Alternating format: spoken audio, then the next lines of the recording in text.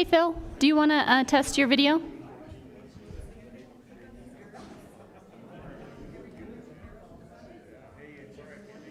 Perfect, I can see you. Can you hear me okay?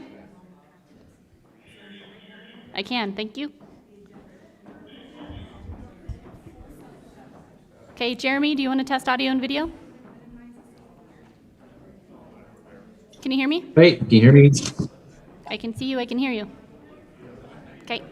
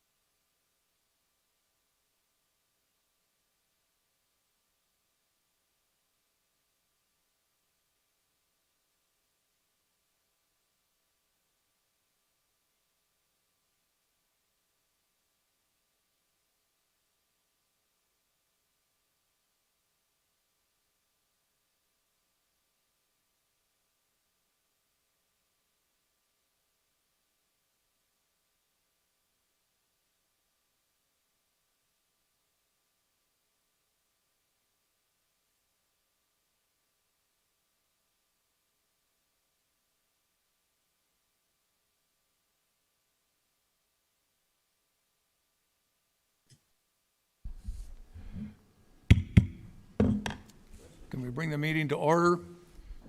This is the Douglas County Board of Commissioners on the 20th of May in the year of 2021. And Mr. Ritchie, would you please lead us in the pledge?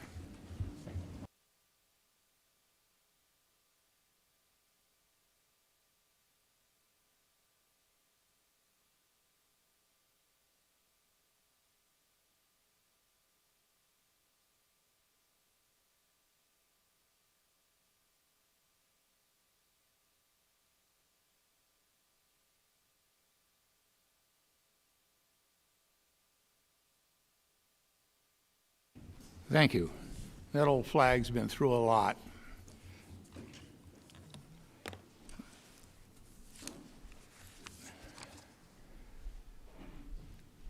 Public comment. Public comment will be taken during the beginning and again at the end of the board meeting. Additional public comment period may be allowed on the individual agenda items and at the direction of the chairman. It is requested that the members of the public provide public comments on those agenda items items when they are considered. Public comment is limited to 3 minutes per speaker on matters over which the board has jurisdiction, supervision, or control. It is requested that the public comment be respectful of offering viewpoints, and that individuals do not attempt or engage in personal attacks or become disruptive of the order and conduct of the meeting. At this time, public comment will be taken on those items that are within the jurisdiction and the control of the Board of County Commissioners. Anybody have any public comment in the audience?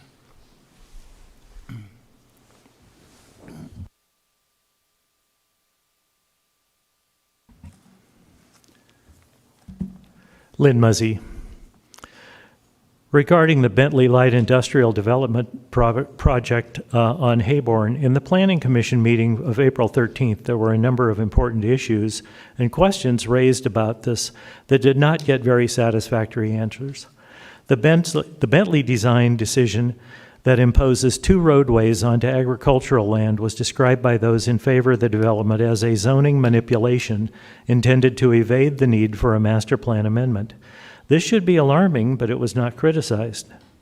When asked about the legality under Title 20 of using agricultural land zoned A19 to provide access roadways to a separate parcel, both the county spokesperson and the R.O. Anderson spokesperson indicated that they merely thought it was okay.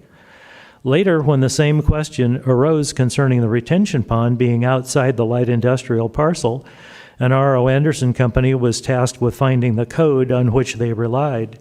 The result was that R.O. Anderson suddenly decided to relocate the pond to the inside of the parcel being developed. You would think this would be seen as a clue as to how shaky the ground was that they were standing on, but no follow-up. Another discussion revealed that the R.O. Anderson could not or was not willing to produce any evidence whatsoever that the so-called bulky landowner of the 8-foot strip had ever even been contacted about the development. The county is a public body that is supposed to be looking out for the citizenry and should not be accepting merely the word of the developer as to this vital element of the argument for repurposing agricultural land. Again, no one representing the county except County Commissioner Casey dared to demand something tangible. They all simply trusted R.O. Anderson, who needs proof. Lastly, Commissioner Olin called out what is being contemplated in the Bentley proposal as giving the appearance of self-dealing. Well, it is actually self-dealing. There is a long-standing principle in law that states that a property owner cannot create an easement over his own land. A right-of-way is, under the law, an easement, so granting Bentley a right-of-way is wrong and meaningless. Because of the issues I've described, this board should today reaffirm its denial of what Bentley has brought forward. It not only fails to meet finding number 3, as pointed out by Planning Commissioner Casey and Commissioner Gardner, it also fails to pass muster legally. In any case, converting agricultural land zoned A19 to any use besides agriculture goes directly against the philosophy of the master plan for preserving what is rural, and should only be done under the most scrutinized and needy of circumstances. Thank you.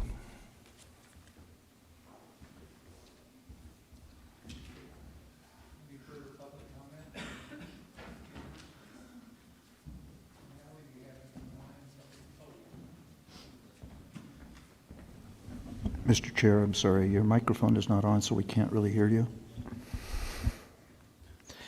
We submitted this. The Carson Valley Chamber of Commerce supports the Bentley proposal to create 35 industrial parcels as identified in the Land Division application DP 20-0322, providing locations for light industrial development in our county, supports job opportunities, and diversifies our local economy.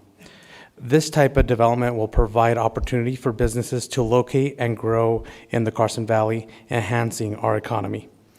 We have reviewed the items 9 materials in your agenda packet showing a through proposal meeting, county requirements, and acceptance of this condition identified by the Planning Commission and staff.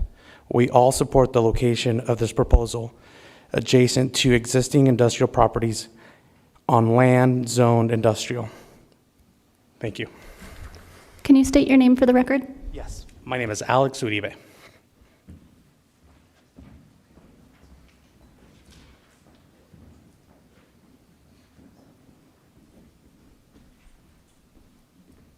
I guess we don't have to sign in. Yeah, Jack Jacobs, co-owner with my wife of the Jacobs Family Dairy Farm. I'm speaking to you as a business owner of this community. As commissioners, you have the responsibility and authority to approve, disapprove measures that come to you. You know that. Your role is to decide what is best for the county, both short-term and long-term. Economic vitality is very important to our community, which we need to continue to thrive. You have identified goals, policies, and guiding principles in your updated master plan addressing this. Let me bring these to your attention. Master plan under economic development says, goal number 1, foster a diverse regional economy that adapts to changing needs of the workforce and enables business development, retention, and expansion. Policy 1 says, continue the ongoing efforts to improve Douglas County approval process for businesses and industry to incorporate feedback during the development permit process. And policy 3 that says continue to recruit, retain, and expand businesses and industries that enhance our local economy. Beyond that, you have guiding principles. Your guiding principles for economic vitality strategy focuses on improving economic well-being of the community through efforts that entail job creation, job retention, tax-based enhancements, and quality of life improvements. These efforts rely on 5 guiding principles. Please remember these. Improve business climate. Improve business climate. Preserve the natural resources and improve infrastructure. Enhance education and workforce. Maintain exceptional quality of life. And attract businesses that are unique and marketable. In order to meet all of these, you must balance your decision today on any proposal, how best to accomplish this, how best to accomplish it. Sometimes a proposal may include a concern that you do not favor, a very specific concern. But stand back and consider what's best for the community. Number 1, if you reject this proposal, what is the impact on the future? What is the long-term impact if you make a decision against this? Will you be telling the proposer and future proposals to move out of town? How will this impact the future economic vitality of our county? Your decision today is yours to own and remembered. We should be concerned about adjacent counties who are looking at Douglas County and could use this decision you make today to encourage future businesses and opportunities to come to their county. Or should we be competing with them to encourage light industrial development here? Your master plan has the words, are you ready to follow with actions to support it? Thank you.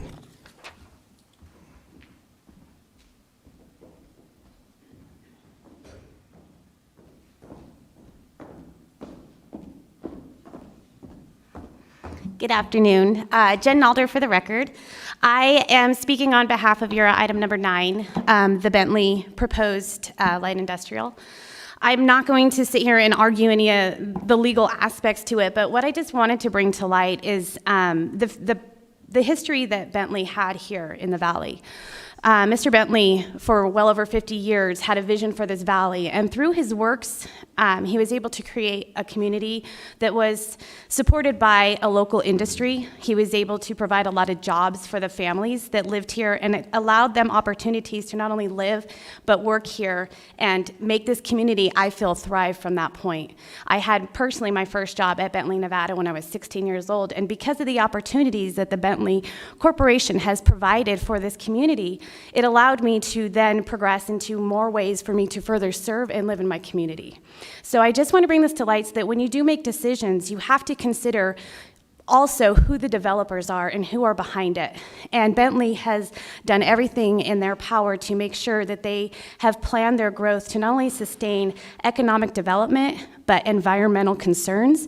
And I feel that a vote against them is really detrimental to our future in this community. Thank you.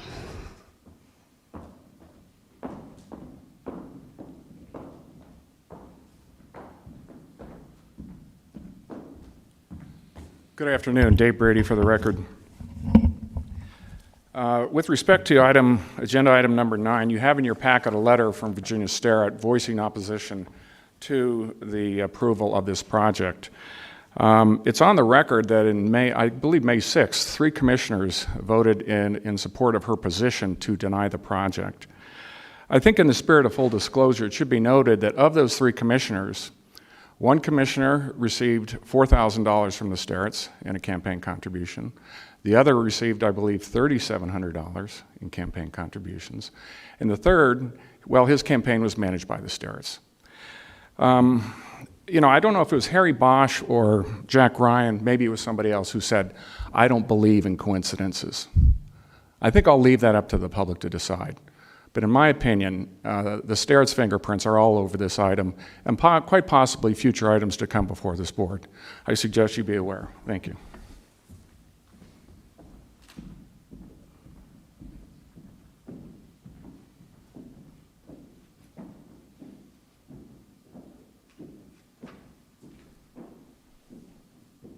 Any further public comment from the chambers? Natalie, anybody online? Natalie Wood for the record. Yes, we do have public comment through Zoom. Anyone else that's on Zoom that would like to provide public comment right now during opening public comment, please raise your hand. But we will go through our individuals that have already noted they would like to provide public comment.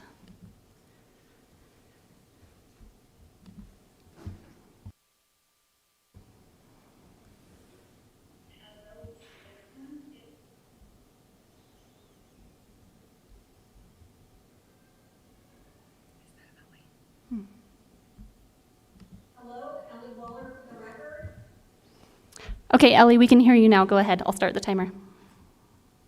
Thank you. Also, item number 9, simply redesign the project so you don't need this easement. I think there's better ways to approach this, just Bentley family, as stated.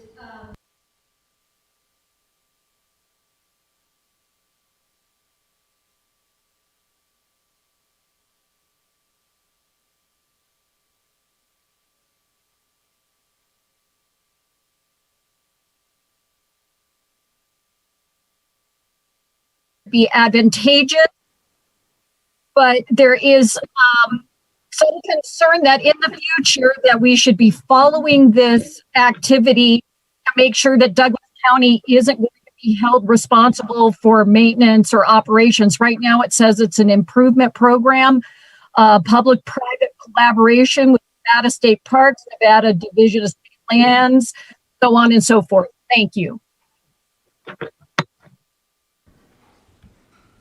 Thank you, Ellie. Ellie, you raised your hand again. Did you have anything further? I do not. Thank you. Okay, thank you. Okay, next.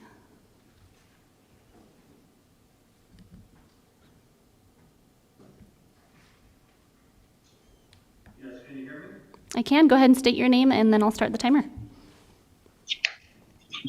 Jim Slade. I've seen information, it's different topics, but they're all related. An article in the Nevada Appeal titled West Prepared for Possible Water Shortage Declaration. Can we stop here for a minute? I'm getting a feedback of my own voice here. I don't know what the problem is, but I can't. Are you hearing me twice or just once? Just once. We can hear you once. I paused the timer, but we can hear you. Okay, If you have it playing on any other devices in your house, you should stop those devices' audio because you will get the feedback if you have multiple. And I do have you in Zoom multiple times, so if anyone else in your house is listening, you'll have to stop their audio. There. Unplug this. Now you're okay. Well, okay. I think the other computer is unplugged, but I still hear myself. But if you're only hearing one of what I'm saying, then I'll try to power through this. Okay. An article in the Appeal titled West Prepares for Possible First Water Shortage Declaration focused on Nevada. It talked about the negative effects of recent droughts, much of it apparently caused by climate change. While it discussed the challenges and possible mandatory reductions faced by the Las Vegas area due to dropping levels of Lake Mead, it also addressed the negative effect on aquifers throughout the rest of the state. I also listened to an hour-long webinar by the Nevada State climatologist, who specifically addressed the coming challenges for northern Nevada. She too noted the effects of climate change on rising snow levels and earlier melts, which cause problems not only for our ag community, but also for the aquifer that we all depend on for water. Page 636 of today's agenda packet state addresses what the likely effect of continued increasing temperatures and decreasing precipitation by stating, quote, if this trend continues, flows will continue to become more extreme, less reliable, and continue to decline. On another topic, a letter to the Record Courier decried the shortage of affordable, attainable housing in Douglas County. While that's a worthy goal, there will never be a guarantee that every worker that wants to live in the county will be able to do so. When the board approved the second Walmart for our county a few years ago, they did nothing to accommodate all those low-wage workers as to finding an affordable place to live. One approach that would not be in the public interest is to try to flood the county with lower-end housing, hoping that would somehow lower prices. Not only would that probably not work, but it would ruin the rural character of our county that our residents value so much. It also increase traffic and have negative effects, obviously, on our water. The last board approved nearly 4,000 new homes, many of which required master plan amendments. Added to what was already in the pipeline, there are now nearly 7,000 homes that can be built here. We need to let that process play out and see if any of that housing is affordable. The past board allowed nearly all of that housing to be market price. So to suggest that we need to approve even more affordable housing now is misplaced. We need to wait for most of the already approved projects to be built or these development agreements expire before the board approves any further increase in density, especially those that would require a master plan amendment. In the meantime, we need to track our aquifer and the related effects of climate change before we approve any further large-scale development. To do otherwise would be foolish. The development already approved may bring us close to the total build-out envisioned by the master plan. And in response to Mr. Brady's comments, the Park family, development, and real estate issues donated heavily to the campaigns of Mr. Walsh and Rice, and yet there was no hesitancy to approve the Park master plan amendment or any number of other real estate and development deals. Thank you, So I Jim. don't think that's a reliable way to look at things. That was your 3 minutes. Thank you, sir.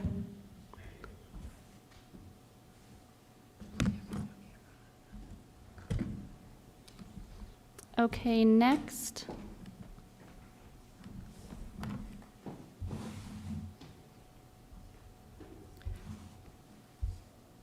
Natalie, are you there? Yes, I am. I have comments on item number N under the consent calendar, as well as item number 8.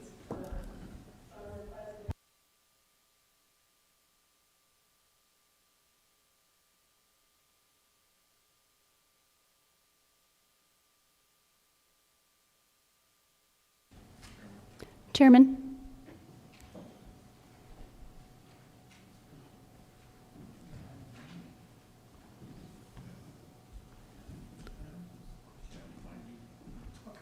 Was that in reference to item N, as in November?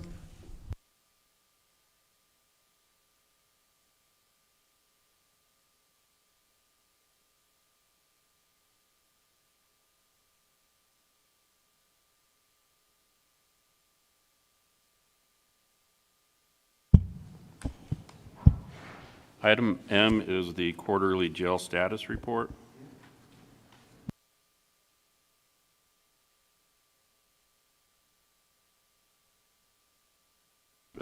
Item I? Yes, I'm sorry. My apologies. Yeah, that's item I.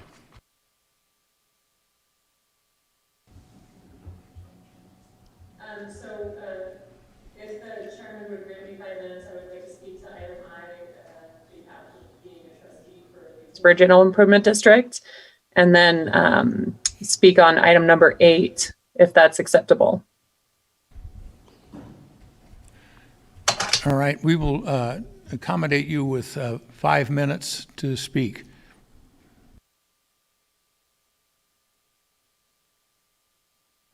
My name's Natalie Yanish. I'm a Kingsbury General Improvement District trustee. I'm also the chair. Thank you for taking the time to hear my comments. I am speaking on the American Rescue Plan Act of 2021. And this is on your consent calendar for acceptance of approximately, I think it's just a little under $9.5 million. So the ARPA, I will refer to the American Rescue Plan Act as ARPA for consideration of time, is $350 billion to state, local, and governments for infrastructure, as well as economic transformation, stabilization, and public health. So the reason that I'm speaking today is because I am hoping that there would be a consideration of funds that would go to our general improvement districts within Douglas County. To give you a little bit of information, Kingsbury General Improvement District provides water and sewer services, as well as road and snow removal services to approximately 28, I believe we have 2,850-ish connections as far as water, and then we have about 6,000 residents that we serve up at the lake. So we administer utilities on a local level, and we were created under the Nevada Revised Statutes 318 to provide services for the consolidation of old private water purveyors. And at that time, Douglas County chose not to provide those services to residents. So that was the reason for the creation of GIDs. So we pump water from approximately 6,229 feet at the lake level up to 7,980 feet up on the top of the hill. And those are all, water services. So we have 6 pump stations, 7 water storage tanks, and we also had to comply with LT2 federal safety standards. So we built a water treatment plant recently in order to be in compliance with the enhanced surface water treatment rule. And we also provide sewer service as well, and that is through the Douglas County Lake Tahoe Sewer Authority.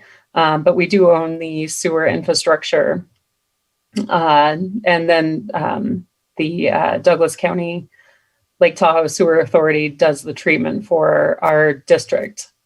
In addition, KGID maintains 22 miles of Douglas County roads, including major road replacement. We also do sealing, stormwater treatment, signs, and we account for a substantial amount of the TMDL credits for Douglas County when you're assessed to meet the TRPA erosion control requirements, and that's the Tahoe maximum daily load. So that's the sediment load that goes into the lake.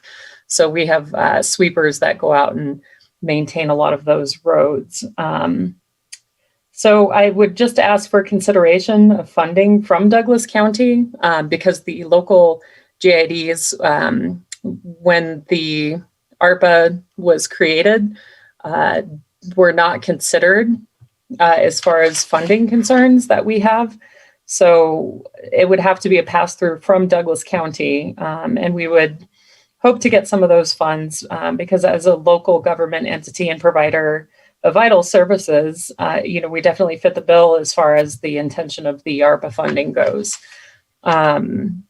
So in conclusion, I would hope that, Douglas County would work with us on maybe seeing if there's some way that we could collaborate on getting some of that funds to maintain our services. We right now have done a great job of maintaining our infrastructure as far as the rehabilitation of roads, the water lines, and then also the new water treatment facility. But right now, one of our concerns is maintaining our sewer lines that we operate because they're quite old and they do need some help as far as infrastructure goes. So I thank you for your consideration, and we hope that we can collaborate with you in the future on possibly some pass-through funding for us.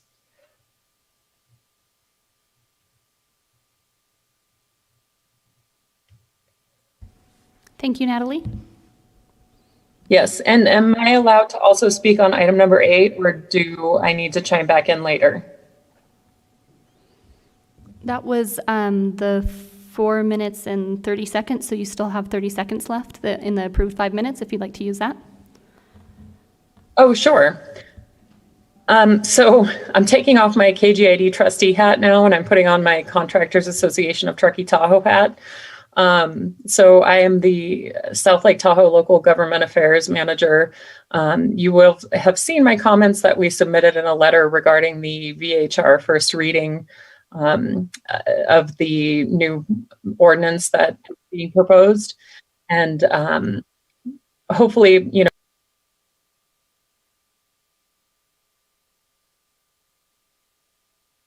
will affect jobs and local businesses here in Douglas County. Thank you. Natalie, we missed the last 5 to 10 seconds, the last sentence that you said, if you want to repeat it. Oh, I said that we hope the Contractors Association hopes to collaborate with Douglas County on the ordinance as possible because we are concerned about the impacts to local jobs, the workforce, investment in infrastructure, housing, remodeling, and of our aging housing stock, as well as impact to businesses. Okay, thank you. Thank you all. Have a wonderful afternoon. Okay, that was the last of public comment through Zoom.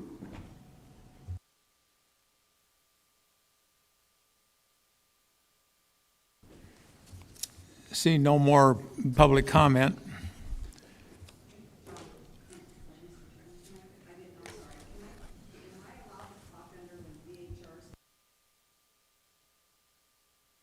You can talk under public comment. Yes.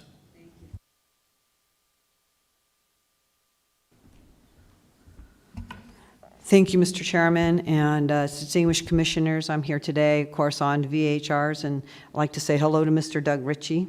I haven't seen you in a while. Anyway, I'll make this quick because I only have 3 minutes, so I'm going to try to touch bases on all of the main concerns that other people also have up there. Number one, boy, I got a long list here. Okay, as far as you know, does anybody know about Teddy Roosevelt? When you think of Teddy Roosevelt, what do you think about? National Forest, right? And that's what he did. He created the National Forest. He created all the parks for a reason, not only because he liked to hunt, but also because he wanted, it was all about preservation. Does anybody know who Burton Santini is?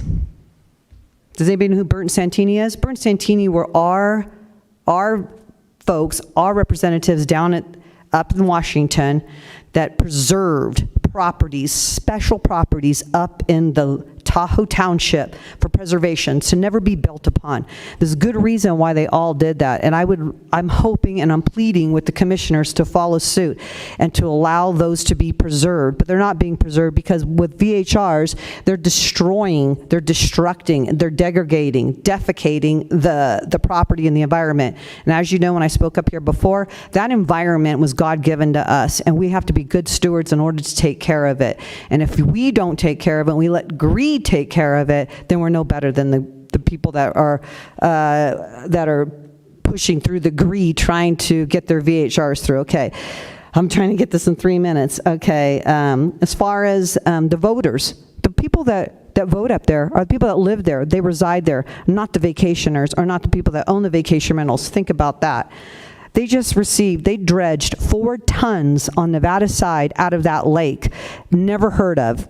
Channel 2 News, everybody knows about it, everybody heard about it, it's unprecedented. The trash company up there that I know the owners are saying it's unprecedented. All of the trash, majority of it's coming from, guess who? Vacation rentals.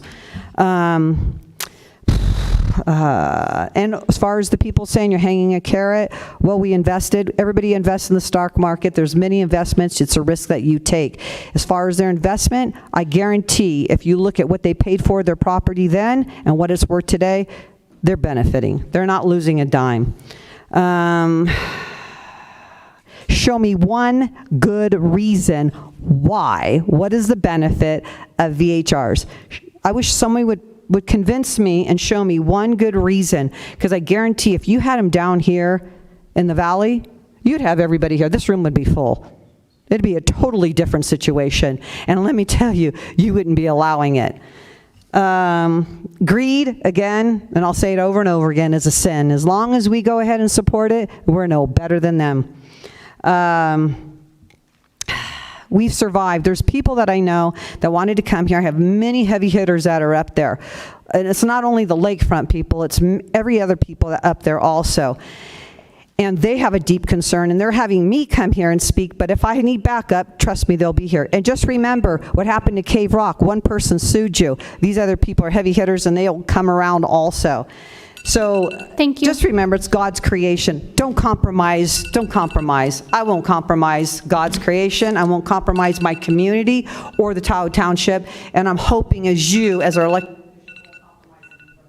And can you state your name for the record? I'm sure everybody knows it. Janet Murphy. Thank you. And thank you for your time, gentlemen. Thank you. Ms. Murphy, before you leave today, I'd like to talk to you. Not a problem, sir. Thank you. Thank you. And I'll be willing to talk to anybody. Walt, Wes, he's my neighbor. Danny, you know me. And Mark, please. You don't even know how much this means to all of us up there. I'm trying to stop a war up there from coming down here. Thank you, sir.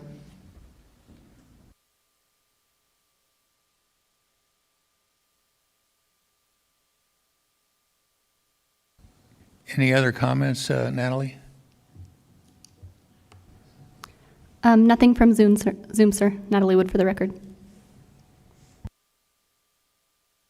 Any more comments from chambers?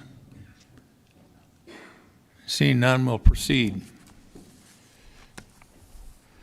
Approval of the agenda. For possible action, approval of the proposed agenda, the Board of Commissioners reserves the right to take items in different order to accomplish the business in the most efficient manner, to combine 2 or more agenda items for consideration, or to remove items from the agenda, or to delay the discussion relating to items on the agenda. Do I hear a motion? Mr. Chairman, I move that we approve the agenda as presented. I'll second the motion. We have a motion from Commissioner Rice and a second from Commissioner Noasad. All those in favor signify by saying aye. Aye. Motion is carried 5-0. Approval of previous minutes. For possible action, discussion to approve the draft minutes of the April 5, 6, and 7, 2021 special budget meetings and the April 15, 2021 regular meeting of the Board of County Commissioners. Do I hear a motion? Go. No, I was just going to. Mr. Chair, Mr. Gardner? I believe we can do this all in one motion. Okay. So therefore, I move to approve the draft minutes of April 5, 6, and 7, 2021 special budget meetings and April 15, 2021 regular meeting of the Board of County Commissioners. And I'll second it. We have a motion by Commissioner Gardner, a second by Commissioner Tarkanian.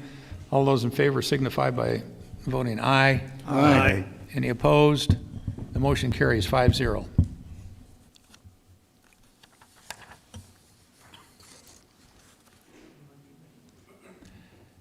We'll now adjourn as the Board of County Commissioners and reconvene as the Douglas County Liquor Board. For possible action, discussion to approve the on-site retail beer and wine only liquor license for Kevin and Angela Campbell, DBA Pizza Factory. Kevin and Angela Campbell have both signed a waiver of notice of the hearing. The Pizza Factory is located at 1758 U.S. Highway 395. Captain Michikarian? Good afternoon, Captain Juan. Vegetarian for Douglas County Sheriff's Office. These applicants have completed the required paperwork and site inspections and have passed their background checks. The Sheriff's Office is not in objection to this application. Thank you, Captain. Would somebody care to bring a motion forward? Mr. Chairman, I would move that we approve the on-site retail liquor, beer, and wine only liquor license for Kevin and Angela Campbell doing business as Pizza Factory. I'll second that motion, Mr. Chair. We have a motion by Commissioner Rice, a second by Commissioner Gardner. All those in favor signify by voting aye. Aye. Aye. Aye. Any opposed? The motion carries 5-0. Captain, thank you.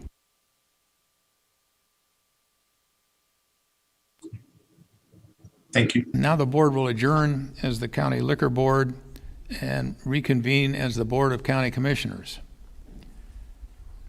The consent calendar. Items appearing on the consent calendar are items that are adopted with one motion unless an item is pulled by a commissioner or a member of the public and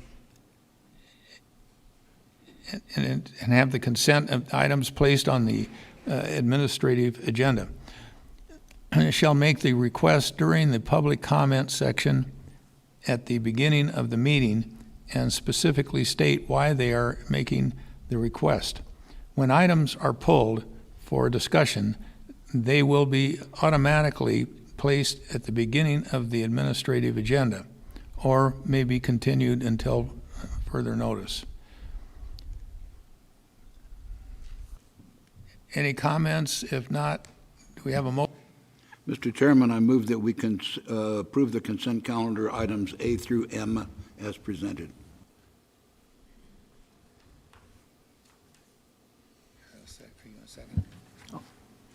I'll second it. We have a motion by Commissioner Rice, a second by Commissioner Tarkanian. All those in favor signify by saying aye. Aye. Aye. Any opposed? The motion carries 5-0.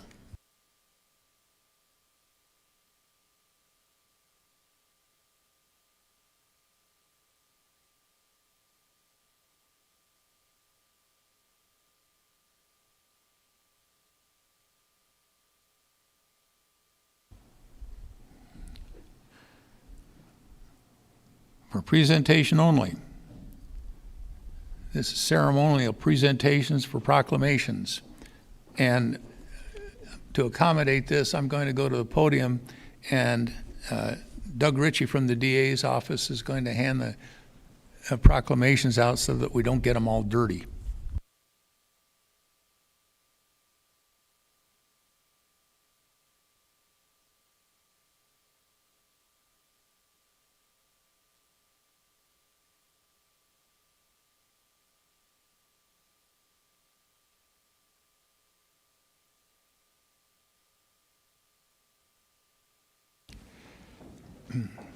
The first proclamation is 2021-041, recognizing East Fork Fire Protection District for 40 years of service to the citizens and visitors of Douglas County.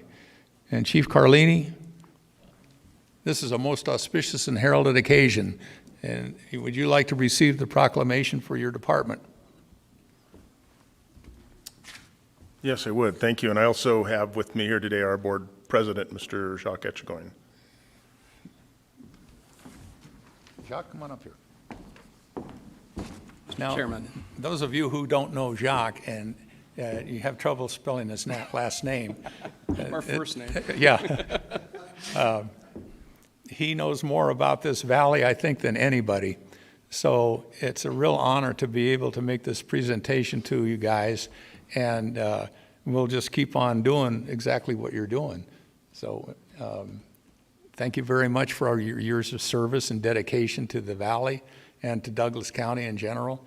So here's your proclamation. Congratulations. Thank you.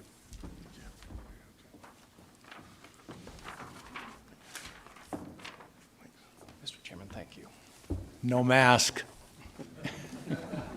Good to see you. Thank you.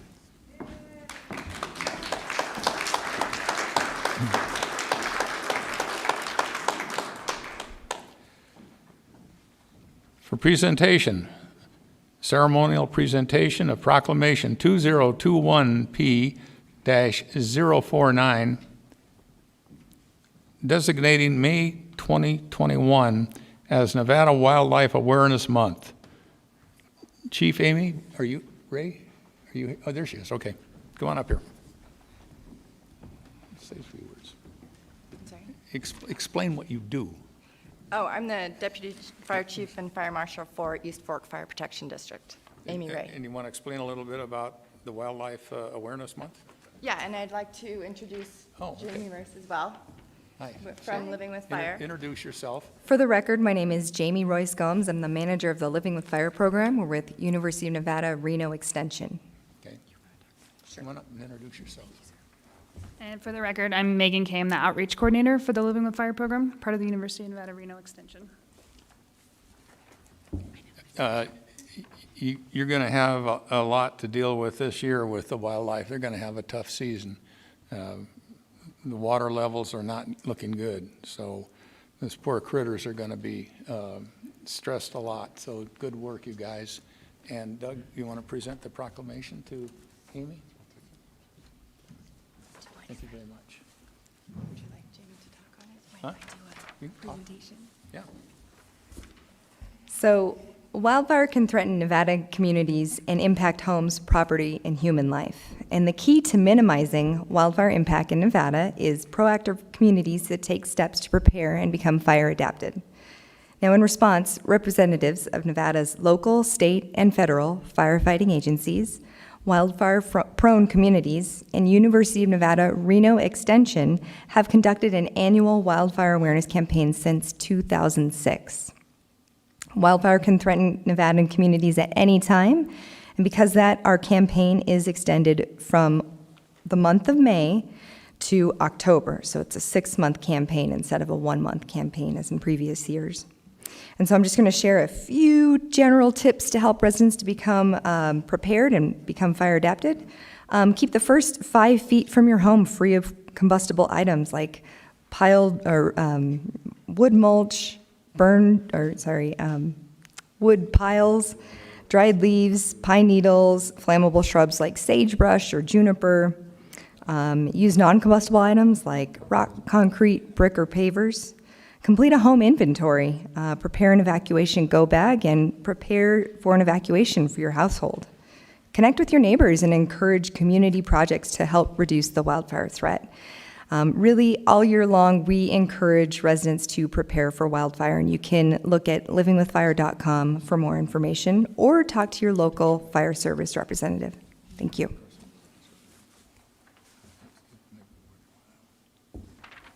Thank you. Thank you very much. Give me a hand.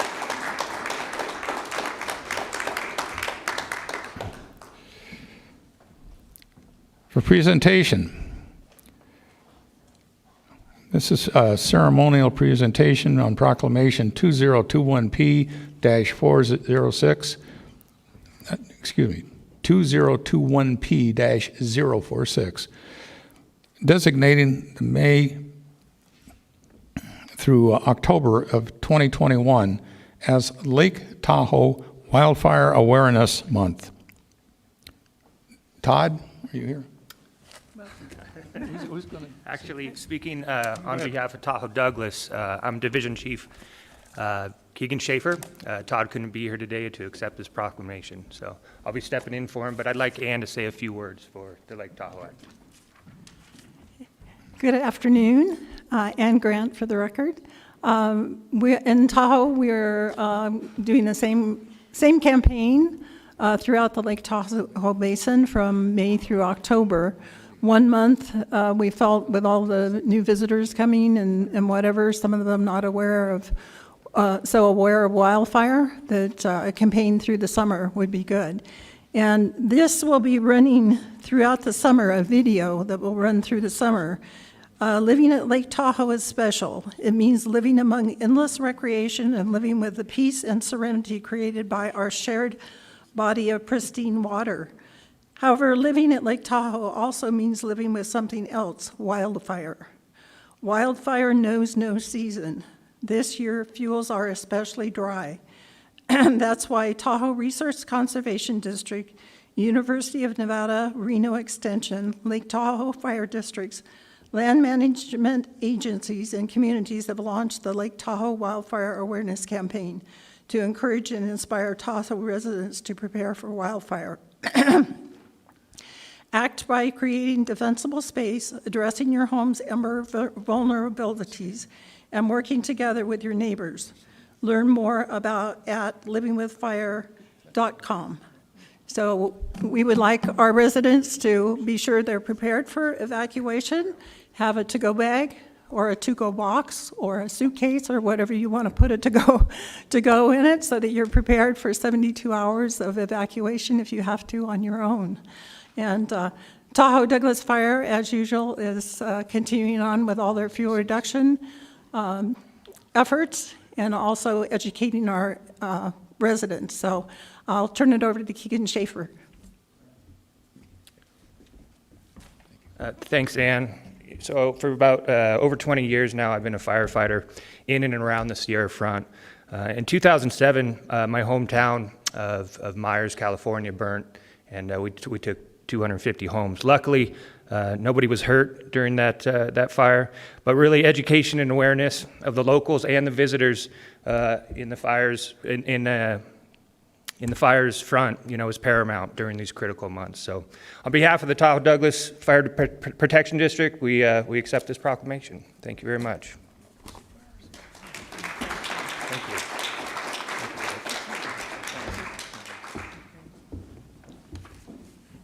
All right, we'll get back to normal here.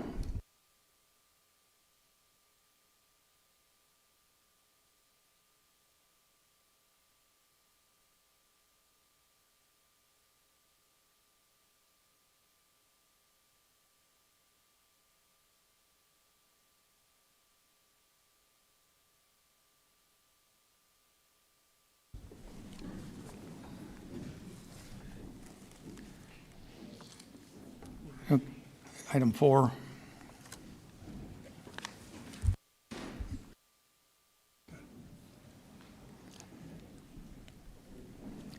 For presentation only, the Carson River Water Marketing Study. Mr. Ed James. Ed, you ready? Thank you, Mr. Chairman. Commissioners, for the record, Ed James with the Carson Water Subconservancy District. And today I want to give you an update on this water marketing study. It was a, oh, I'm still on. So, okay. And just a study that CWSD received a grant from the Bureau of Reclamation, and we hired Loomis & Associates to help us with this study. And so give you kind of overview, which leads into some other stuff, which I'll get at the end. The background, a little background on this. Several years ago, CWSD board had authorized us some money to look at potential storage sites in the watershed. For years, Subconservancy had focused, and this is many years ago, on building a dam on the Carson River. That never became economically feasible or environmentally possible, and there was no water for it. So over the years, there's been a lot of changes in how do we adapt to the actual water resources we have. But there's also concerns about where do we have some storage, is there some opportunities. So as we got these fundings, this grant from the Bureau of Reclamation came out on water marketing, and we thought this was a good opportunity to match our funds with those to do a lot more than what we were originally going to do, to actually look at water marketing and other sustainability projects, to look at where we are in our watershed and also trends. So this is kind of where we led to our whole analysis. It's called the Water Marketing Study because of the grant, but it actually incorporated a lot more work that our goals were. So project strategies, first one is watershed trends. We'll talk about the trends that we've seen. It's hard to project in the future, especially when it's a projection, but we know what's happened in the past. And this gives us a good indication of what we can expect in the future. So we want to look at what trends are now occurring. Excuse me. The existing water users, what's actually happening today, what is the demands, where the water coming from? Kind of looking at where water marketing could happen, or actually sustainability and other marketing projects. So let's get into the watershed trends. This here is a graph that was put together. The top graph shows the variability in the runoff. This is actually the flows of the Carson City gauge. And you can see from the years 1940 forward that the river is constantly up and down. There is no average. We have dry years, we have wet years. We have very little storage in the upper watershed, so really we depend on Mother Nature. We could have a major flood in January and be in a drought in July. So it really depends on what Mother Nature gives us. So this is one thing we have to deal with when we start looking at the variability of flows. The table at the bottom, I'm going to focus on the bottom row. And this is showing trends that we're seeing over the period of time from 1940 to 2018. And you'll see that on the West Fork at the Woodford gauge, that there has been a steady decrease of about almost 8% in flows in the West Fork of the Carson. You get to the East Fork, it's about 4% reduction. Now the East Fork is a larger watershed, it's also higher in elevation, but when you add the two together, we're seeing just under 5% an impact of less flows. Since there's very little development or storage upstream of these gauges, this really kind of indicates what Mother Nature is providing us. So in the long term, we see that there is a reduction. The next gauge we look at is at the Carson City gauge. This then now looks at what's happening through Carson Valley. So this incorporates not only what Mother Nature is doing, but also what we as humans are impacting the diversions and pumping. And you can see almost a 9% reduction that's occurring at the Carson City gauge. When we move to the Fort Churchill gauge, you can see it's just under 4%. One reason why you're seeing that less impact at the Fort Churchill is there is quite a bit of agriculture in Lyon County that's gone out. And because of lack of reduction in agriculture, there's actually more water showing up than historically occurring. So that's kind of masking the overall impacts we're seeing from the upper watershed. This graph here just kind of shows how we're seeing a change in our flow patterns. The orange line is from 1940 to 1959. And you can see that during January, February, March, it was pretty stable. And then we'd have the spring runoff start hitting in April.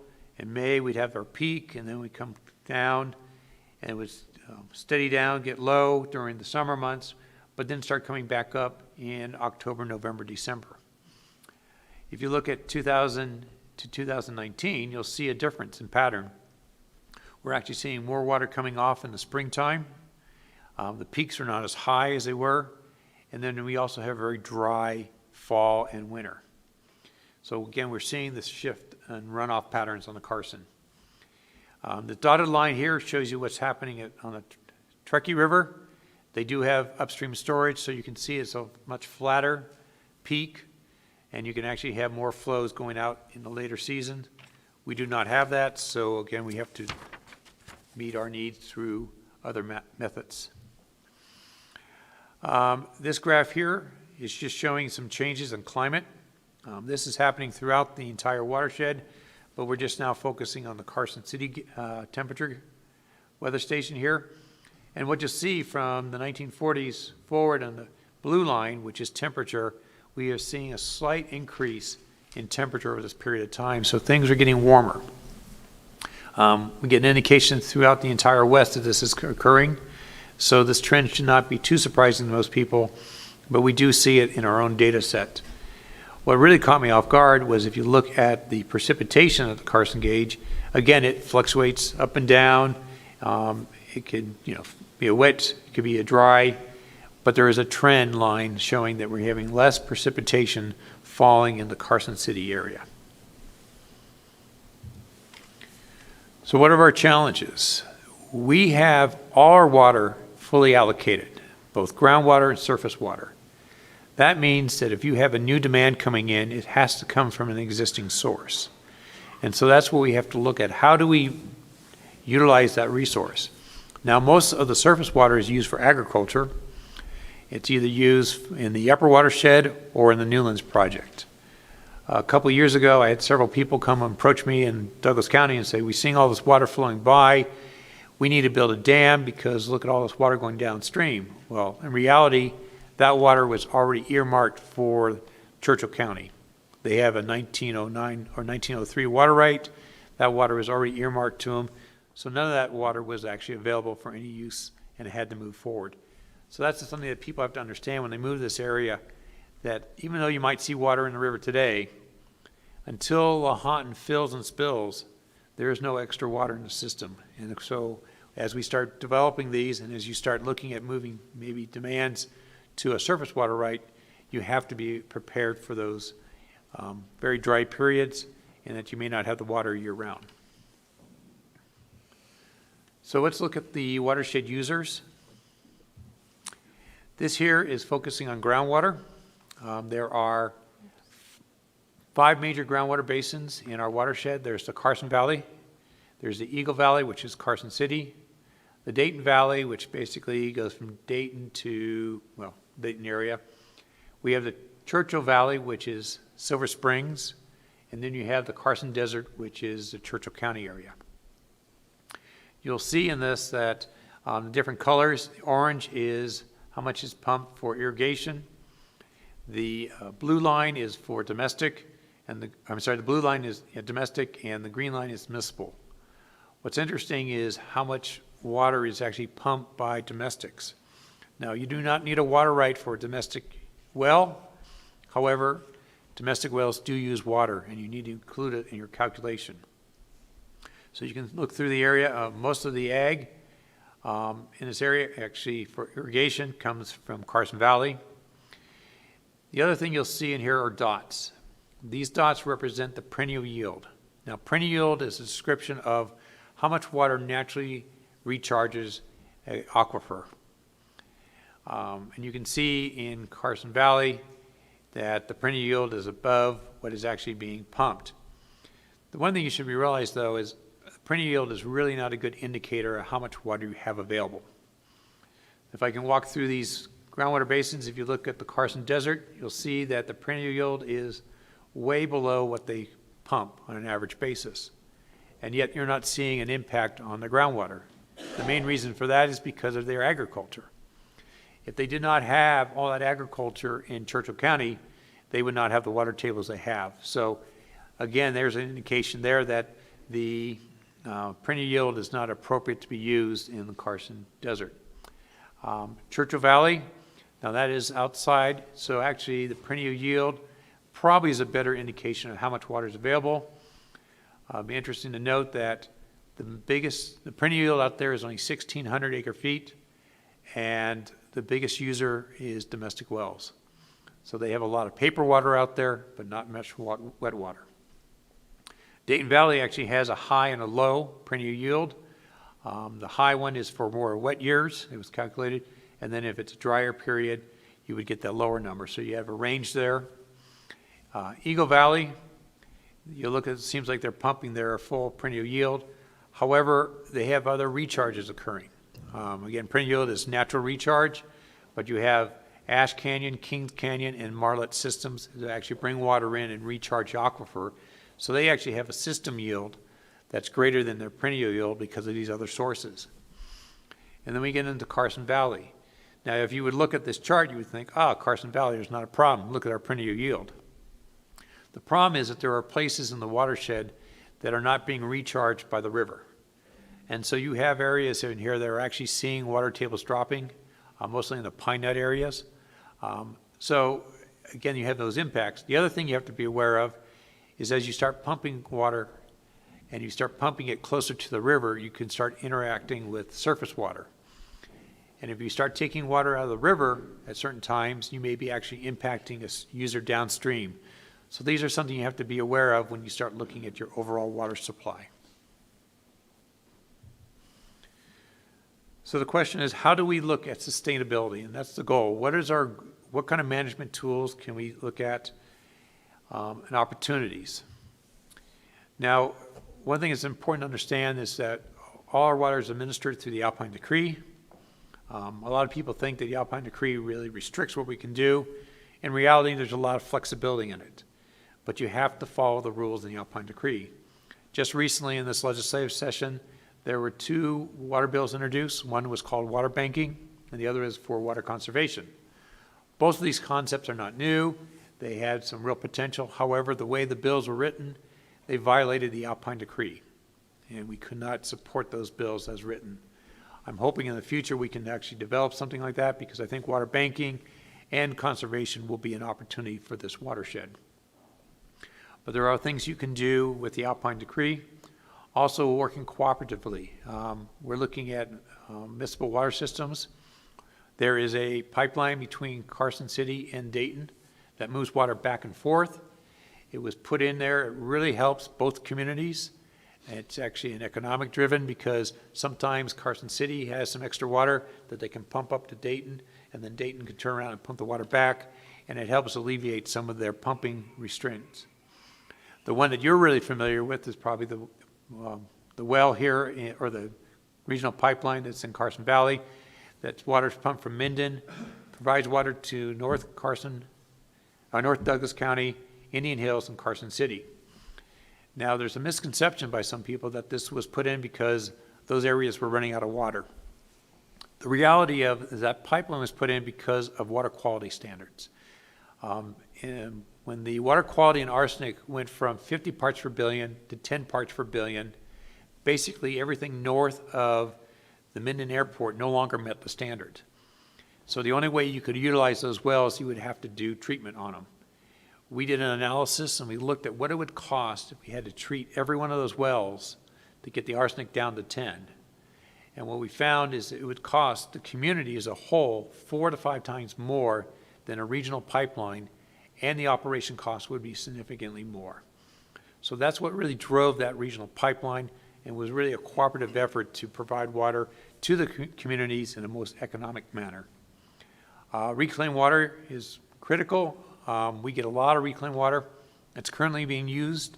Most of it's for agriculture. But that is something that, again, it's a resource that we want to consider as we get into it. Aquifer storage and recovery. This is when you actually have a well where you can pump water into the ground and then later pull and extract it out. This may be something that we want to look at in the future. Water leasing and water banking are also some tools. Also, water import. 2 things important on this is we get water from the Marlet system in Carson City and Virginia City. That comes from the Washoe or Truckee River watershed, and also the Truckee Canal.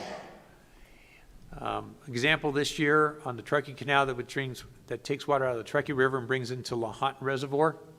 This water year from October 1st to May 18th, 74% of the water that's in Lahontan came from the Truckee River, and only 26 came from the Carson.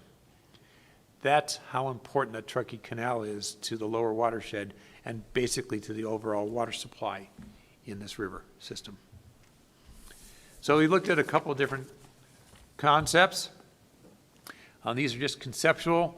The consultant did look at a lot of different ideas. To shorten my presentation, I'm just kind of focusing on some of the ones we looked up in your area, but we did look at a lot of different areas, looking at water extractions, water conveyance, storage, and banking. And these are just some of the scenarios they came up with.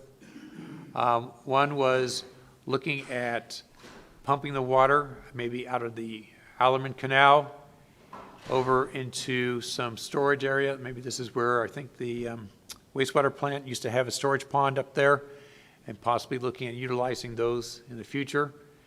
One thing, again, that's important, any of these projects we forward has to have some water supply attached with it.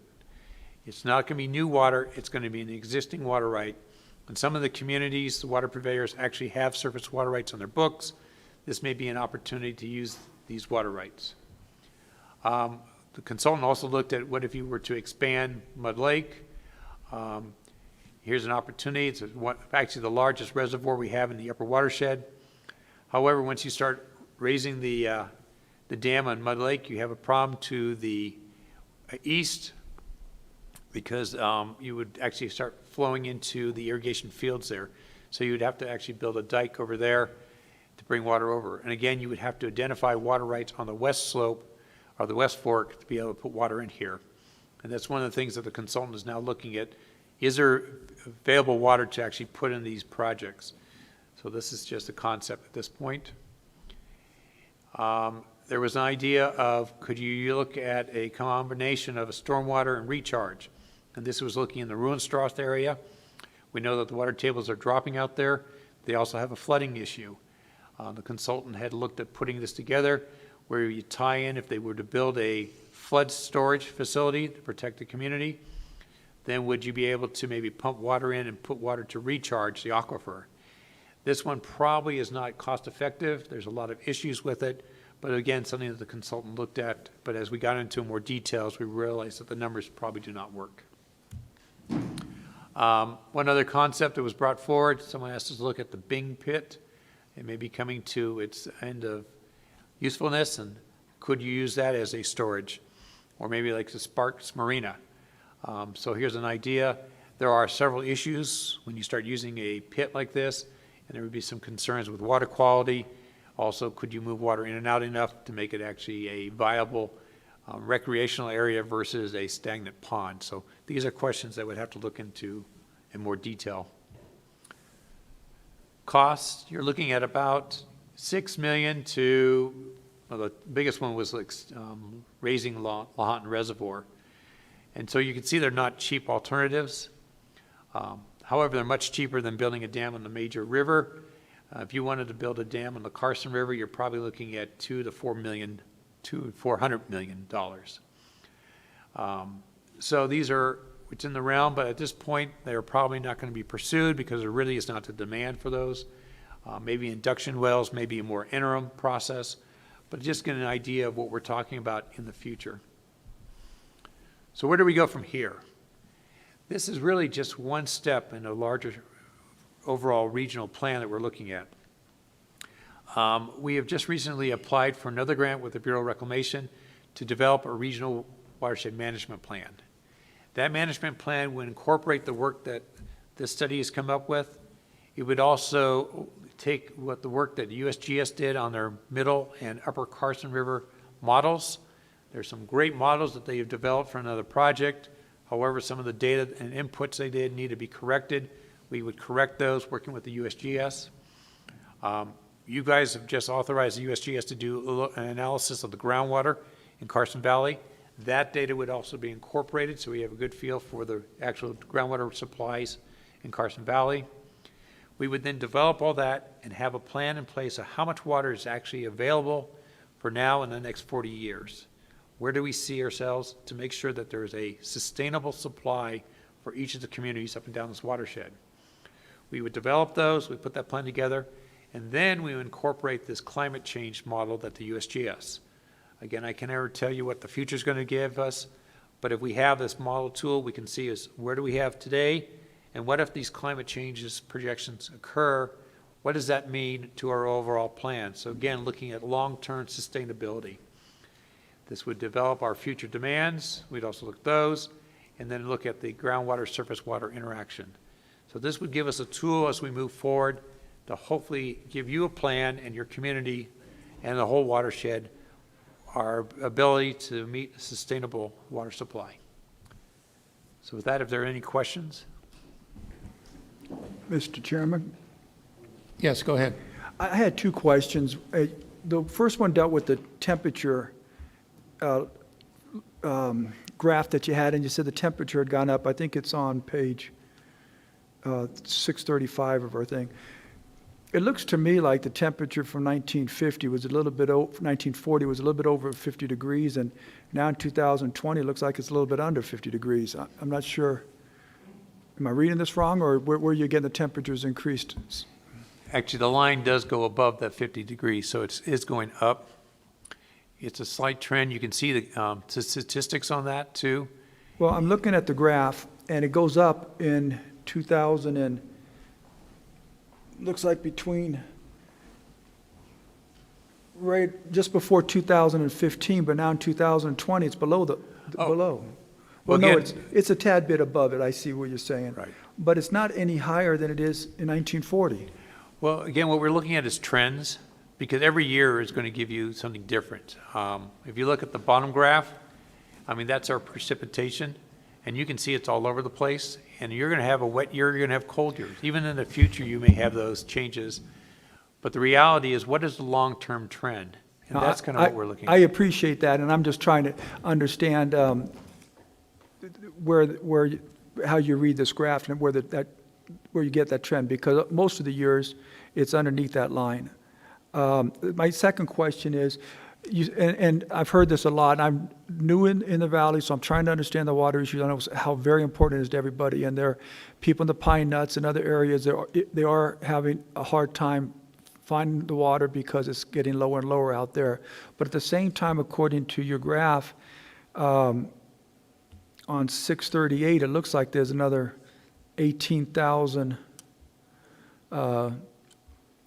whatever numbers you're using, 18,000 extra amount of water going into the Carson Valley. Now, some of it's being less in certain areas. Where's all the additional water that's being brought into the valley, and what's happening to that? Is it staying in an aquifer, or is it being released down in a river? I mean, I understand there's certain areas where there's shortages. Where's the excess going? Again, you have, for the record, Ed James, Carson Water Supply Conservancy. It's a dynamic system. And so, especially because the same is what you have in Churchill County because of your agriculture, that is spreading water in the valley itself and recharging it. So if you look at water levels in the valley, they have not changed much at all. They go up or down, but they are very much maintained. And so there is not really any that's where most municipal have their wells too. So they actually have a pretty good water supply today, and they're pumping. But when you get into the pine nuts, they're not being recharged by the river. They're being recharged by the pine nuts themselves. And that's where you're seeing those water levels dropping. No, I understand. Okay. I was talking about the other areas where there was a surplus. That's okay. I think you answered it for me. Really, it's no surplus, because if that water is not being used, that water goes down to the river and actually will flow back in. Because when you look into the Carson Valley, when it enters Carson Valley, it's a losing reach. There's actually water going into there. But when you get into the north part, it's actually a gaining reach. So all that water will flow, even underground, will flow to the north and come up and actually add into the Carson River flows, which then is used by people downstream. Thank you.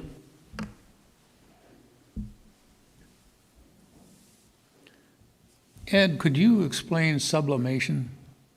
Oh, sure. That was my master thesis. So sublimation is the actual act where we've all know evaporation, where water goes from a liquid to a gas. Sublimation is basically taking a frozen solid to a vapor. And so what happens is when you have a lot of wind or exposure, you can actually have very high sublimation. And in the mountain areas, you can actually see quite a bit of loss, where it's actually be below freezing, so it's not melting, but the water will actually go from an ice to a vapor. And it actually goes right in that transaction. And so we see that sublimation can be an impact, especially with high winds in the upper watershed. So from a layman's point of view, we have a snowpack up in the Sierra, and if we have a lot of sublimation, the water or the snow doesn't get into the Carson River. It evaporates up in the mountains because of the wind. Well, that's correct. I mean, that when you say we have snow, this year we don't have much snow up there too. So it's, but that's why it has, there's a lot of things you have to look at. I think sometimes we're now more understanding the science of runoff. Wind can be a huge deal. When I did my thesis, it was looking in the Boulder watershed because that was a main source of water in the Boulder, Colorado area. And they kept trying to calculate their water supply, and it was never coming in correctly. And this is when we did an analysis of realizing that if you take in the wind, we saw a sublimation. If we had a very windy winter, we could actually see less snow than we would project, and we were able to calculate this into because of the sublimation loss, which became significant, which most people didn't think originally. This year, what's really interesting is how dry the ground was. We had very little precipitation in October, and when the snow came in, it actually came and froze over and didn't actually perk into the ground until now. And so our runoff that we've seen is actually much lower than everyone projected. In fact, in California, I was just hearing an article where they were predicting in the San Joaquin Valley and Sacramento watersheds how much water was coming down, and now they're looking at losing about 500,000 acre-feet of water because the ground was so dry that that water never came down. So it's something that we have to look into, and we're starting to do more of this, but predicting the runoff is always tricky because we never know what's going on, but there's a lot of factors that can also impact how much water actually comes down. So this phenomenon could affect any of the areas in the Carson Valley in regard to replenishing the aquifers? Replenishment, again, depending on where you're coming from, probably the biggest replenishment in Carson Valley itself is probably from your agriculture and your river. It's a great way of distributing water. That's one reason why we promote don't build in the floodplains, because keeping your floodplains open is also your water supply in wet years. When you get into the pine nuts or maybe even into the mountain range here, you're dependent more on the precipitation that occurs that year. And so you have to be looking at those recharges.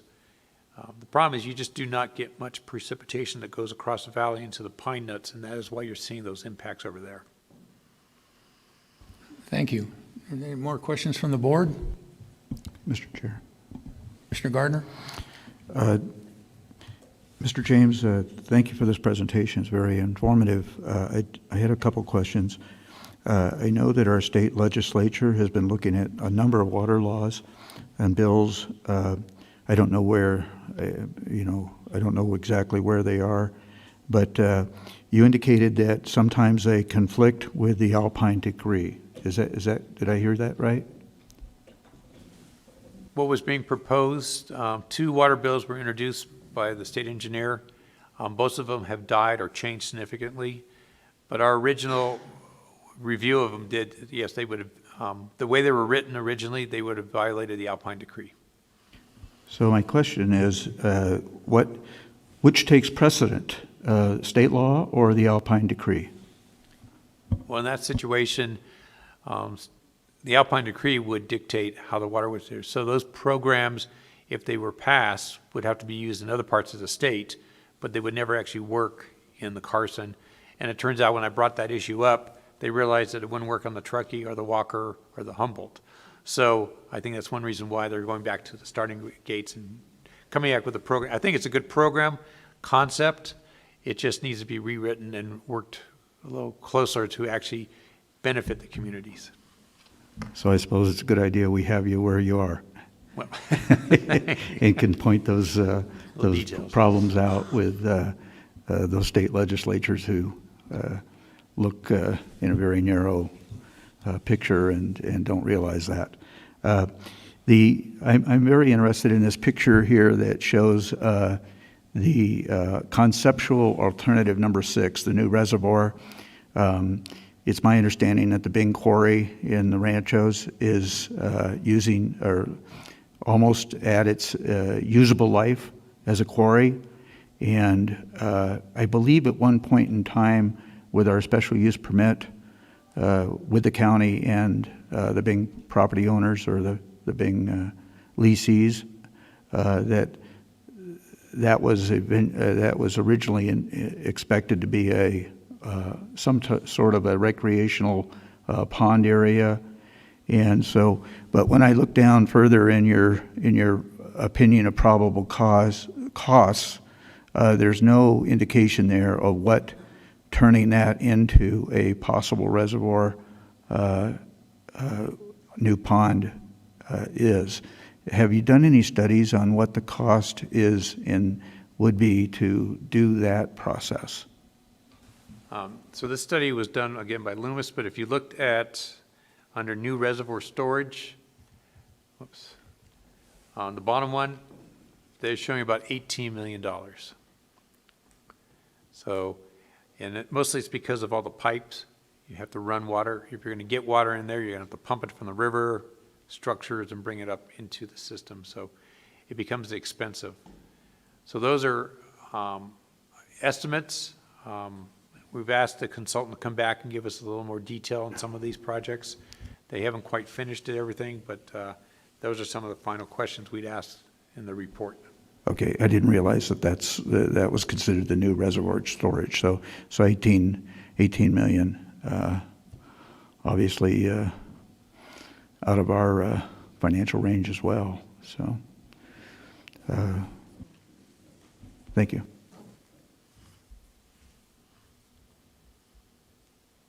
I'm sorry, I did have one additional question.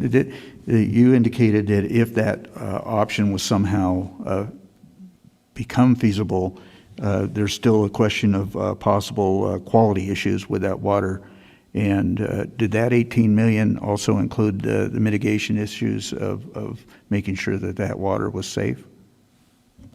The answer for that one, I'd have to talk to the consultant. I'll get back to him. I'm not sure quite how they came up with these numbers. I haven't had a chance to sit down and actually figure out.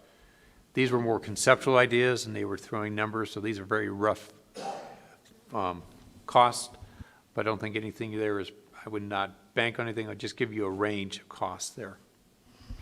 Well, I guess my concern is I understand that Bing has a performance bond or a mitigation bond or a restoration bond or something of that nature to the tune of somewhere in the neighborhood of $700,000, which is far short of us being able to mitigate that site and potentially what we're going to do with it later on after it uses.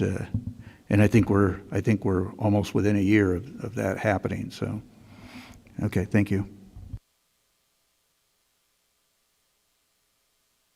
Any further questions or comments from the board? Mr. James, we appreciate your presentation very much. Very enlightening, and we're going to be all affected by this. Now, the next item, Brenda, are you going to present? Okay. For presentation only, discussion on the condition of the Carson River, its impact on drought and the water table in the Carson Valley, and the presentation on the water connected to us all. And we're all connected to the water. And that's particularly true here in the Carson because just about all of us pull our water from our aquifers underneath us. So Brenda, the floor. Thank you. Just one second, I'm just getting the technical stuff down here. Okay, then I can go like here. Okay. Good afternoon, everyone. My name is Brenda Hunt. I'm the Watershed Program Manager with the Carson Water Subconservancy District. Ed is my boss, actually. I am going to talk about, I have the pleasure of sharing with you our latest public service announcement called Water Connects Us All. I just want to, before I share it, I want to give you a little background on why we're doing these PSAs and how they came about. So we have started with a watershed literacy program. And it's been years in the making. It started with our CRC Education Working Group. So the CRC is the Carson River Coalition. It's a large stakeholder group that you are a part of. The group sat down and we really were looking at how do we start to measure our outreach efforts. And so we started thinking about that, and we came up with a Watershed Literacy Action Plan, which called for a survey of the watershed to be conducted. We surveyed the residents of the Carson River watershed in 2015, in June of 2015. It was a telephone and landline and cell phone survey. And we asked residents about their general knowledge and attitudes toward things like watershed health, knowledge of basic watershed concepts, and participation in activities or behaviors that may impact the watersheds and the watershed and its environment. So some of the key things we learned are that when we asked whether a resident currently lives in a watershed, 62% of our population didn't know or didn't think they lived in a watershed. When we asked where the water ultimately drains from their property, only 9% of them could actually name the Carson River. And so the rest of them didn't know where their water ran off to. They didn't know about the Carson River. The survey indicated that once people were informed about what a watershed is, 75% of our residents gave gave them an 8 or above, and it was the rating was 0 to 10. And so we got 75% of people to show that they really cared. They do care. Once they know about it, they care about it. So when we asked how much they affect the health of the Carson River watershed environment, 70% of our population said they either didn't think they affected the health of the watershed at all, or they only affected it a little bit. And this indicates, I guess, to us, the disconnect, because the cause of pollution is basically polluted runoff or non-point source pollution.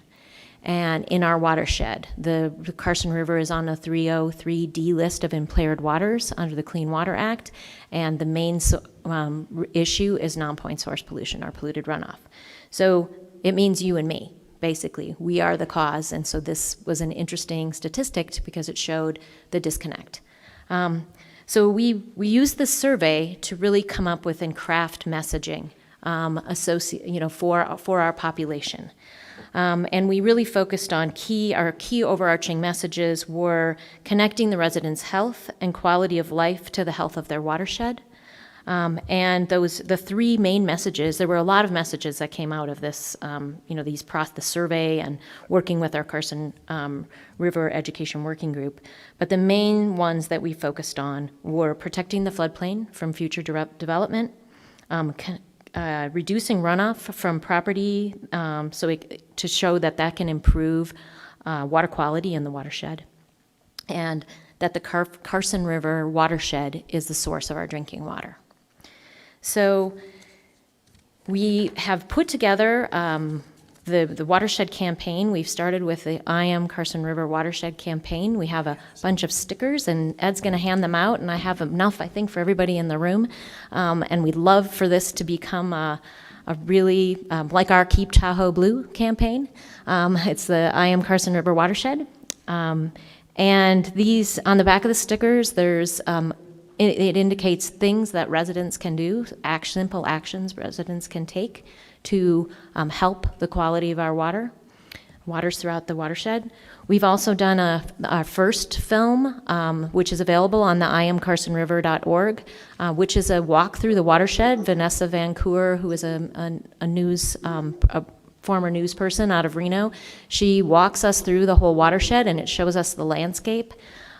This second film, and you may have seen the watershed signs around the Carson River watershed, where it says you're entering the Carson River watershed, or you're entering the Walker River, or the Truckee.